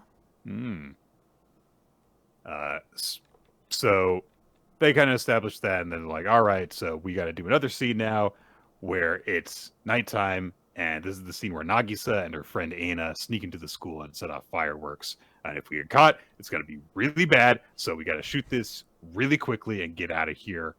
We're lucky that Shino's big sister is willing to take on the role of Nagisa's friend Aina. And apparently she was really into it too. But then they get a call, and Akane is like, I've got to stay late at work, so I can't make it. So they're like, all right. So Shino calls up his other sister, and she's like, no, I've got an assignment due today, so I don't think I can make it. So they're like, what are we going to do? What are we going to do? So they're like, what do we do? Do we just like not have the character in the movie at all? And they're like, but you know, do we find someone else to play her? And it's like, oh no, like who's gonna like understand the role? And if we don't shoot today, it's gonna mess up our plans to go on the beach trips. They're like, no. And then Hajime gets an idea and just like, Shino, put on this skirt. It's just, yeah, it's fine. We get a page turn and then some Corito Prime fan service. Just put on this skirt. You're the most feminine looking boy among us. Just put on the skirt. Yeah. Be a cute femboy. Do it. He'll go wild for you. So fortunately they actually brought the uniform with them, so they have him change into it, and they're like, look, we'll do the scene, and then we'll have your sister do, you know, voice over your lines later, so just play the role right now. And he's like, all right, fine. And they shoot the scene, and they shoot the scene. It goes great. He doesn't have to like really talk. So yeah. This would have been its own chapter, if I assume, originally. Yeah, because everyone's gotten a chapter. I wasn't here last week, but last week was the music guy, and this one is for this one to be like, hey, you're all playing a significant role in the creation of this movie. Right, and Bito got his own chapter, of course, when he was getting into the role of Nagisa's friend and everything. Yeah. So they're doing all this shooting, running around, getting scenes done. Hajime is also thinking about how like Kurai rather said that about her mom, and is just kind of like, I don't know, it's, you know, that's concerning that she feels that way. And then Tenmaku's just like, hey, you know, I think you should just let it be for now, because at some point while we're making this movie, she's going to have to face her mother. And Hajime does not know what he's talking about, but it's like, yeah, it feels kind of like an inevitability that she's going to find out at some point during all of this. Anyway, we're going to the beach. We're going to the beach, guys. We're going to get some fun beach scenes, and then we're going to finish this movie, and then we're going to have to start working on another movie, and this series is going to run for 6 years. Just saying, guys, if next chapter happens and then suddenly Tenmaku Cinema is at #1, you're going to be seeing a lot more beach shoots. They already put her in a bikini. It didn't do anything, Nick. So I'm just saying. It's only happened once. I feel like at this point, it's not going to do anything. It's not moving any needles. Let's talk about the Elusive Samurai. It's chapter 120. Introductions 1337. No more introductions. No more introductions. There are 120 chapters in. We got to meet a couple more people, Nick. No. It's the battle between Tokuyuki and Aki's forces and Takauji people that are led by Shiba, the young general guy. And that happens for a bit. And then she was like, "I gotta kill that Tokiyuki. Let me at him. Let me at him. Let me at him." We fix it. And he's like, this is my strategy. It'll play off later. I'm gonna act basically like I want to furiously kill this kid. But instead, we were playing to retreat anyway. Yep. So that happens. Nick, come on! You gotta lift your enthusiasm. This is almost the end of the show. Akie and Tokiyuki. All right, pull back. This is too much enthusiasm. And so then Tokiyuki's like, the surprise attack worked because the enemy thought I was dead. And we owe this victory to the divine protection of my adopted father, Suo Yorishige. Look, guys, Yorishige is still part of the series. Anyway, so then Akie is like, I'm going to introduce you guys to my generals. And some of the soldiers are getting drunk. And so they're like, why don't you get drunk with us? No. Because your booze is nasty. And we're cold. And he's like, why didn't you bring spare clothes? I told you to do that, you dumbasses. And then Tokiyuki's like, there's all these nobles and warriors who are united without class distinction. How do you unite your army? So he's like, well, and then a guy who has been wounded by an arrow just stumbles in his path, and he's got a big, nasty wound. And Akie is like, an infection. This is a good thing to put in my mouth. He sucks the infected blood out and spits it out. Yeah. Sucks out the bad part. And then it's like, not going to brush my teeth. So so they treat the guy, and but Akie explains, like, look, if you forbid certain words, that's not going to eradicate discrimination. For all living things separate into hierarchies. That is not a travesty as long as there is respect. You show the respect through action and acceptance in your heart, and that way any two can become one. I don't agree. Anyway, you fucking peasants. You fucking peasants. Yeah, so I would like to be clear. I don't agree with that thought process. No. But I'm not here to insert Listen. a larger discussion onto what might just be a stupid character. Listen. Some of us are just born better than everyone else. But that doesn't mean we have to be dicks about it. It doesn't mean I can't call them whatever words I want them to, as long as I treat them with respect. But also, I might do things that also work against them systematically, whatever. It's just stop being weird about it. Just be cool. So Tokiyuki realized that Akie moves his forces, moves others through respect.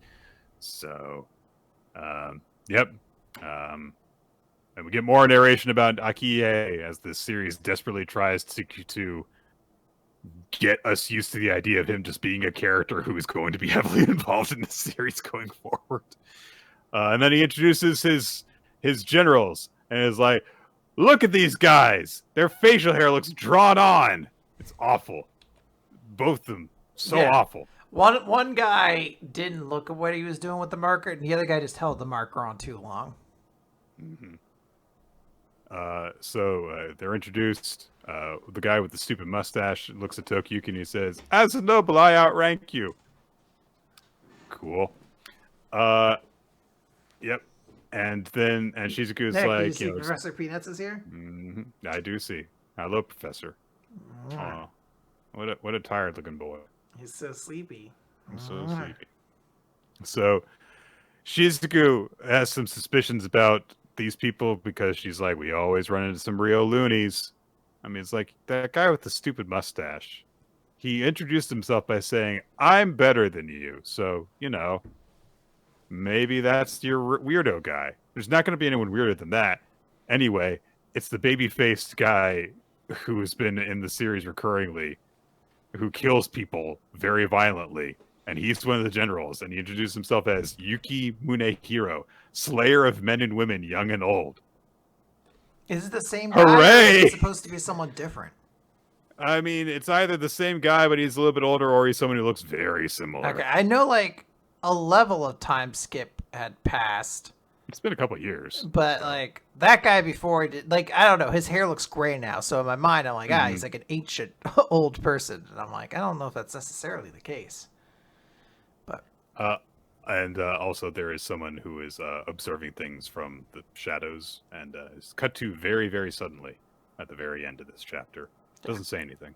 Yeah, it's like, oh, this is a real intense character. A new character to get introduced to. I'm so excited. Nick, let's finish this up with News Exorcist. Oh my god. I'm already fading from the lack of enjoyable discussion. Chapter 12. Shiroha's house. Oh no. So New Sexist. I wasn't here last week. And I have a question about last week because I got confused. I thought the competition that Gakuro and them were going to do was like a beach volleyball thing or something. Like, I thought they were going to do a competition of like sports. And that's why the original Exorcist girl couldn't participate, because she had to protect the beach. But instead they were just killing spirits on the beach. So why couldn't she have been a part of it? They were doing the exact same thing. Because it was supposed to be 3-on-2, Quinn. But then you just don't have the other girls. You made 3 girls. Just have 2 girls show. The third one didn't even do anything. Listen, Quinn, it all worked out in the end because Gakuro proved what a noble spirit he was. He showed how good and awesome he is by saving that one girl with giant yabos, and now she's in love with him, which he deserves because he did a nice thing for her. This is the level of discourse that apparently is coming out about this series, by the way. Everyone's just like, yeah, I guess he met another girl and now she's crazy for him. At least this one actually seems to be just like straight up attracted to him, as opposed to all these other girls who are like, go ask that girl. Yeah. All them pushing this boy over to somebody else. Like, please date them, not me. Anyway, Shonen Jump's newest hit series, New Exorcist. Oh man, it hurts. It hurts when you say that, but you're not wrong. This is the color cover page. Hey, look, everyone had a nice time at the beach. They took a picture together, and Shiroha's got a picture of it on her phone, and so she's kind of like she's like reflecting on that, and she's got a new phone now, which Suo just like gave to her because she was like, it's my old phone. Yours is only good for calling and can't take any pictures, and I want to use group chats so that we can organize group club activities and stuff. So you should take this so you can do that. And she's like flipping between pictures, and it's like just like some of the times that like they've been hanging out together in the club room, and she's just thinks to herself like, 5 days left till I quit the occult club. Yeah. So trying to maintain the neutrality over it. But as she's in school, she keeps on, using the phone that she's got, and she's like, "Oh, there's a popular ramen joint nearby." It's like, yes, sometimes those are useful for that, but eventually you'll realize, wait a minute, this shows me every ramen joint in the area, and now I've got choice paralysis. Yeah. Now I don't know which pizza place I want to go to. I know which one we should go to. It should be the one where our parents don't die. Hi, Gakuro. Hi. It's a classic Gakuro greeting. Hello! Let us continue forth through the day as though our parents won't be killed. Alas, my dad's already dead. Huzzah! And Gakuro is like, wait a minute, she said hi back to me today! Yay! But they just kind of like quietly sit next to each other while they're like waiting for class to start, I guess. And Shiroha is eventually like, there's no club meeting today, right? You going anywhere? No! I'm going to train because I'm pathetic and can't beat you yet. What do you mean go somewhere? Like I would go and interact with my peers at different locations? Like, well, yeah, that's what teenagers usually do. I don't have peers! I'm lower than everyone. I just have a conclave of women who all look down on me at varying degrees. They're all horny, but not for me. But like for me to They be, just all like to watch. I'm surrounded by cocks, an army of them. I'm surrounded by cuck queens, and I'm the hot potato between you all. What a bizarre and sadistic existence I lead. What a weird thing to shout in the lunchroom. I can't control the volume of my voice. My dad didn't live long enough to teach me that lesson. She's like, that's bullshit. I saw that flashback. You were like a grown-ass teenager. He definitely taught you what to do before that point. In my family, it is tradition for the oldest male to tell the youngest male how to control his voice at the age of 14. Damn it. We just missed it. Anyway, I have to kill way more spirits. How many fucking spirits are in this school? How many fucking spirits are in this goddamn town even? This is mind-boggling. He's like, I've killed 700 spirits. I know I was only supposed to kill 300, but I'm still not unlocking my thing. And I'm like, all right, mathematically, we're already like, this is a lot of spirits to be killing at a time. But maybe like 100 of these things line up in a row and you can just run through them or whatever. But like legit, how many spirits are in this fucking town? Like these guys are on a killing spree of these are monsters. At this point, this is like pest control and they are killing living beings. They're just eradicating them. Like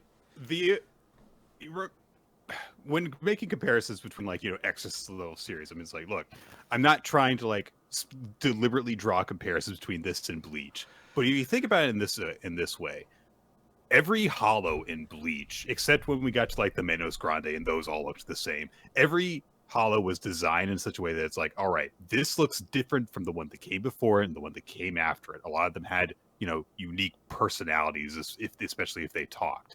Thus far in this series, we have had, the level 2 spirits can occasionally speak with a human voice in order to deceive you. But the sheer quantity of them makes it seem as though they are just random encounters that you have to run back and forth in a hallway so that you can level up. That's just all that they are. That is how much individual personality that they have. And yes, Gakuro is like, I don't have this special technique that my weapon's supposed to unlock yet, so I need to keep on beating spirits. Because you did stop to think about it. You're like, all right, well, let's imagine the world building of this world. Where the first time we were introduced to a couple level 1 spirits and whatnot, it was like they were able to take control of people's bodies. Like they were able to just straight up possess people and do evil shit. If there are fucking hundreds of these things just roaming around, how are people not being possessed constantly? Mm-hmm. There's too many of these things. This world doesn't work. It gets to be late in the day. It's after 7 o'clock at night. Did you say it's closing time? It is, in fact, way past closing time. Oh, well, we can't do the song then. We should have done the song hours ago. That's right. It's too late, Quinn. So, Gakuro is finally like, oh, it's closing time! Screaming through the hallways. The only Time to meet my sister who isn't related to me by blood. Well, you know what? This is a good songwriting talent because he's giving us all the pertinent information. He has a sister. Interesting. He's gonna meet her. Curious. Not related to him by blood. That's hot. I'm intrigued now. Now it's a sexy song. Closing time! The other girl who likes me but doesn't is waiting for me in the hall. Chiro waited for him. It's actually a bizarrely kind of sweet detail that she knew that he was going to be doing this and she just hung out and waited for him. Yeah. Alternately, she just discovered Marvel Snap and is like, oh god, gotta keep playing. It's like, fuck, another 15 games I have to win with Phoenix Force in my deck? Jesus Christ. So, without explaining herself out, she's just like, oh, let's go. And they talk a little bit afterwards. She explains away the whole this is why I play video games. It's because I've got this bond with Kyokatsu and he's difficult to control, so I do it to keep him in a good mood. And yeah, she says it's not like I think they're fun or anything, which is just the most brazenly tsundere thing. It's like, Yeah. I don't do it because they're fun. No. Playing games because they're fun? What kind of idiot would do that? Right. But she also want to play games because they're fun. She flat out denies not even knowing what things are fun, because she's like, oh, I'm just even though I've experienced so many things with the occult club, I haven't thought of anything else other than to protect my agreement with Nue by joining the club. But I've had a slight change of heart recently. Doesn't explain that thought immediately. Hey, you hungry, Ajima? Takes him to the ramen joint that she looked up before. And she has a little bit of a reaction when having the ramen. And then she pays for it, and she's like, "Look, I got my pay from security duty for the beach and stuff. So this is just like me paying you back for the times that you've paid for stuff." By the way, we've had one canon event of a situation where they both went out to eat, and it was comped via a coupon. We have never seen him pay for her to eat, so I guess that's just something that happened off screen. I scrounge under the cushions every time I get home, and there's never any more money. Does he even have a home? Where does Gakuo live? I assume like a cardboard box on the street. Like, where does he reside? God. It's like a box outside of the school. Directly outside. All of the kids have to walk by it and not say anything. He crawls out and they're like, "Hey, Gakuo. When did you get here?" "Oh, it's just at home with my not dead family. We were all having a good time. I definitely wasn't crying in that box." Oh, God. So yeah, they finish up having ramen together, and they're like, "Thanks," say goodbye, and but when Shiro leaves, she says, "By the way, when I played that game with you and Nue, it felt different from the other times I've played that game before. I'm not sure if that was because it was fun or not, but it would be nice to try it again." You didn't immediately Zerg rush down my camp, so I kind of feel like maybe I want to play you again. Then when she gets home, she does the looking for a signal dance with the phone, and she eventually does get a little signal. Suo has left her a message saying, "I bought some aquarium tickets. Could we go as a group? I got 3 tickets." And so Kozai, what's his face? Her spirit guy points out, "It's like, I mean, that's not necessary for your duties." But she sees the Gakuro, replies to it saying, like, "I'd love to go." And she waits for a second, is like, "Understood. Looking forward to it." And so yeah, her spirit's like, "You're really into that school life, huh? You've changed." And she says, "Shut the fuck up. You're talking too much." Gakuro still hasn't beaten enough spirits. There are hardly any spirits at night! When do they come out then? What the fuck? What world building is this? They only come out in the daytime, but they don't affect anybody. But there's hundreds of them, except outside of the school there's only 3. But the beach was full of them. What is this? The encounter rate of these Pokemon is so hard to predict! I need to get a Prima official strategy guide to find out where the spirits are! I hate this kid so much. So Shiroha is in bed, but then she is awoken and called out to meet with the lord of the house, and the lord just stares at her for a second when she arrives. Doesn't say anything. The scene ends, and there is seemingly her saying, "I'm so sorry," as the scene closes, and then shifts to the next day, when Shiroha is wearing bandages to let you know she was badly hurt. And she is like one-pieced up with all these this is like Usopp at the end of an arc where he got involved in a fight. Like, she's fucking basically like in a full body cast. Yeah. So Gakuro sees her and is shocked, asks, who gave her those injuries. She refuses to answer, and she says, "Sorry, like, I got these scars." Like, oh. "I'm sorry, I can't go to the aquarium anymore." She's like, "I just watched The Dark Knight last night." So Gakuro keeps on answering like, "Who hurt you? Who hurt you?" And she says, "Look, the restoration squad could heal these in an instant, and I'm choosing not to get healed because this is my punishment for losing sight of This is more reality." world building. There's a restoration squad. People know healing Yep. jutsus and shit like that. Obviously, the fourth squad. I mean, The third nailed it. They'll never. I changed the homework just enough.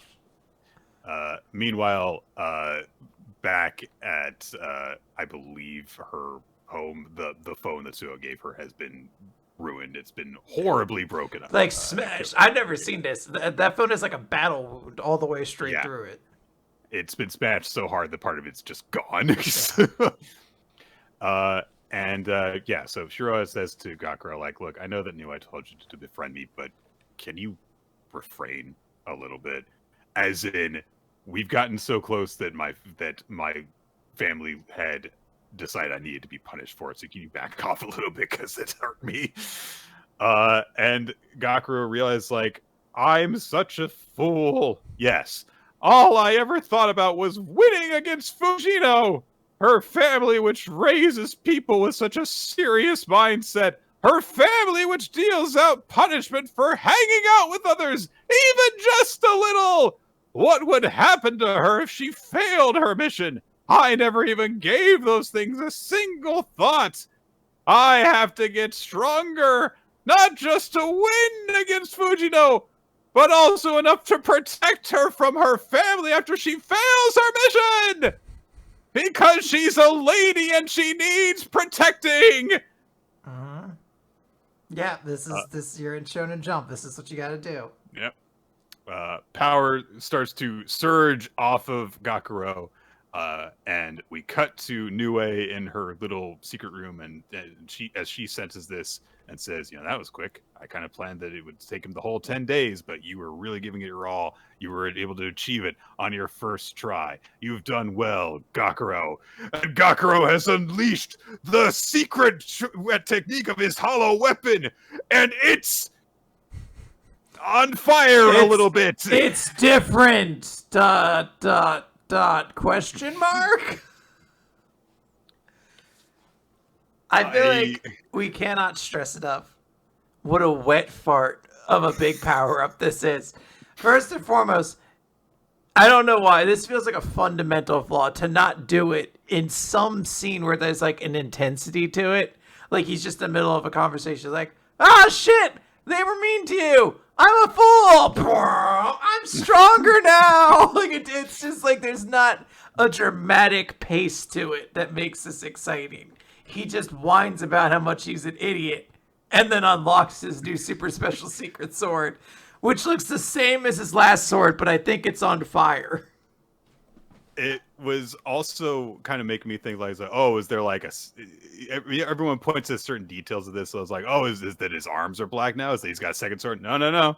All those things were true of his form prior to this. It's just a little bit on fire now. That's the difference. And I'll tell you what, Quinn, all that is true.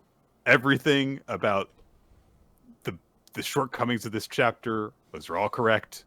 The underwhelming reveal of the art, Gakuro being a wet fart of a main character, the weird inconsistencies and illogical points about how the spirits behave, all that is true. This is the best chapter of New Exorcist so far. Oh my god.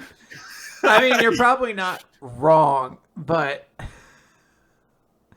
I don't want to agree with you. I legitimately think that the stuff that happens in Shiroha, as basic as it is, I think that all the buildup with her is actually very effectively done. There's a lot of show don't tell in terms of the way that she's behaving, where you can tell as she's looking over stuff, the way that she's focusing on the pictures that they've taken together, her very, very specific denials over enjoying certain things, that she is basically just slowly admitting to herself that she is opening up to Gakuro at least, and that she enjoys spending time with him. And then it comes crashing down on her because she's been raised by an absolute monster. And honestly, that moment where she shows up and like He doesn't say anything to her. You don't see what's done to her, and you just cut to the next day and she's injured. Yes, the injuries are silly looking because she's just a mummy now. I think that's actually all very effectively done. Yeah, I can agree that there's elements to it that I think are well done. And we have been slowly telling this story now across like 6 chapters with I don't remember her name, but this girl and her relationship with Gakuro and this contest. Like they've been pacing out. I think that works. I do feel that like the moment you're trying to hook the readers with though is this big reveal. Like he's unlocked his special secret weapon sword, and it's just such a weird way to do it. He's just in school, which is a normal location. It's not like he's not confronting anybody when it happens. So it's just like such a weird time to activate it. I assume you could just say like, all right, well, next chapter is going to happen. He's not going to reveal what his special secret sword does or whatever. It slashes even more! Shit. This really is Bleach. You're even faster than everybody else. So I don't know. We'll see, I guess, what happens. But it definitely was like a weird conclusion to a chapter. Yes, certainly. And now, with that, that's the end of the manga this week. So tell me, Quinn, what was your favorite chapter? Yeah, I know. All right, I'm going to give my chapter of the week to Undead Unluck, which I think was funny. I think I'm gonna agree with you there. Okay. It's the most consistently and memorably enjoyable. I think out of the roster this week. So, character of the week is a lot harder. I could do Nohime. I didn't dislike her. I thought it was okay. I could do Fuko, who I do like, getting to see her thing with school. I basically just try to talk myself out of giving it to Joker Helix because I just refuse to give an Eden Zero thing. Like there's like this was kind of a bad week for Jump, and we were missing like half the chapters anyway. But it's just like a weird. I guess Nohime from Cipher Academy. I kind of thought that there was a possibility that we might like clasp hands and jump into hell together. Because I can't believe we got to do this. Oh my god. I'm going to give my character of the week to Shiroha. Oh my god, Nick! No! You were supposed to fight the dark side, not join it! I think I might be getting a little bit too close to this. I think that doing Gakuro's voice has maybe get a bit too invested in this series. You're like, I'm kind of interested in where his story goes from here. The best parodies are those that like are actually like loyal to the source material and are heavily informed by it. And I'm getting too close to this stupid series. Jesus. Undead Unluck and Fuko won for the audience pick. Yeah, look, there was God. I feel like things would be different if I counted the My Hero chapter towards this week, but I don't because it was last week and not this week. So yeah, I can't do that. And there were not a lot of choices this week because there were only like 8 chapters this week that we covered. So that all being said, a lot of people voted for Wiener Girl last week. I know she doesn't have a name yet. Did no one vote for Shinta last week? What weirdos? That would have absolutely been my pick for last week. You little weird freaks. All right. So that's right. I'm coming in hard. Maybe I might have been looking at the wrong week. This is the impetus for Quinn's full-on heel turn. Is Nick giving anything positive to New Exorcist?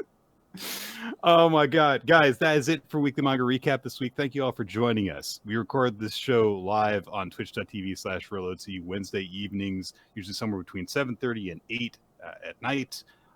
We also put up recorded versions of the show on weeklymangarecap.podbean.com and video version on youtube.com/weeklymangarecap. It's also available generally wherever you can listen to podcasts, like Spotify, iTunes, and stuff. It gets cross-posted to there if you prefer to use those platforms instead. We would like to thank People support us over on patreon.com/weekly manga recap, where we like to create bonus content for you guys to enjoy. We would also like to thank Milo Jack Stillitz and Winslow Cheddar for bringing the opening sequence of the video version of the show, and Steve Mann, who occasionally does title cards for those video versions as well.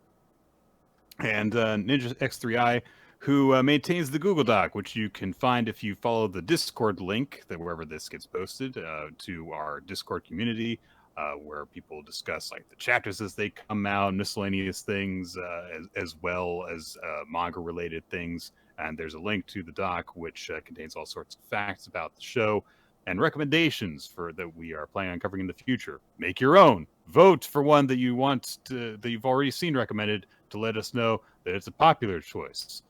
And we're going to be continuing a little bit of the trend that we started with Beauty and the Beast girl, a bit of a girl love stuff going okay. on. This. I was curious. We're going to continue the trend of mediocre romances. Well, we'll find out, won't we? When we read, "Young ladies don't play fighting games." This is a good Nick. Okay. Well. I think you're going to enjoy this one. All those years ago, when I did that top 10 list of video games or sports that should have a manga, like esports was right at the top. This feels pretty close to an esports manga. Well, now you have my concern. Oh. All right, we're done. We're out of here. Goodbye.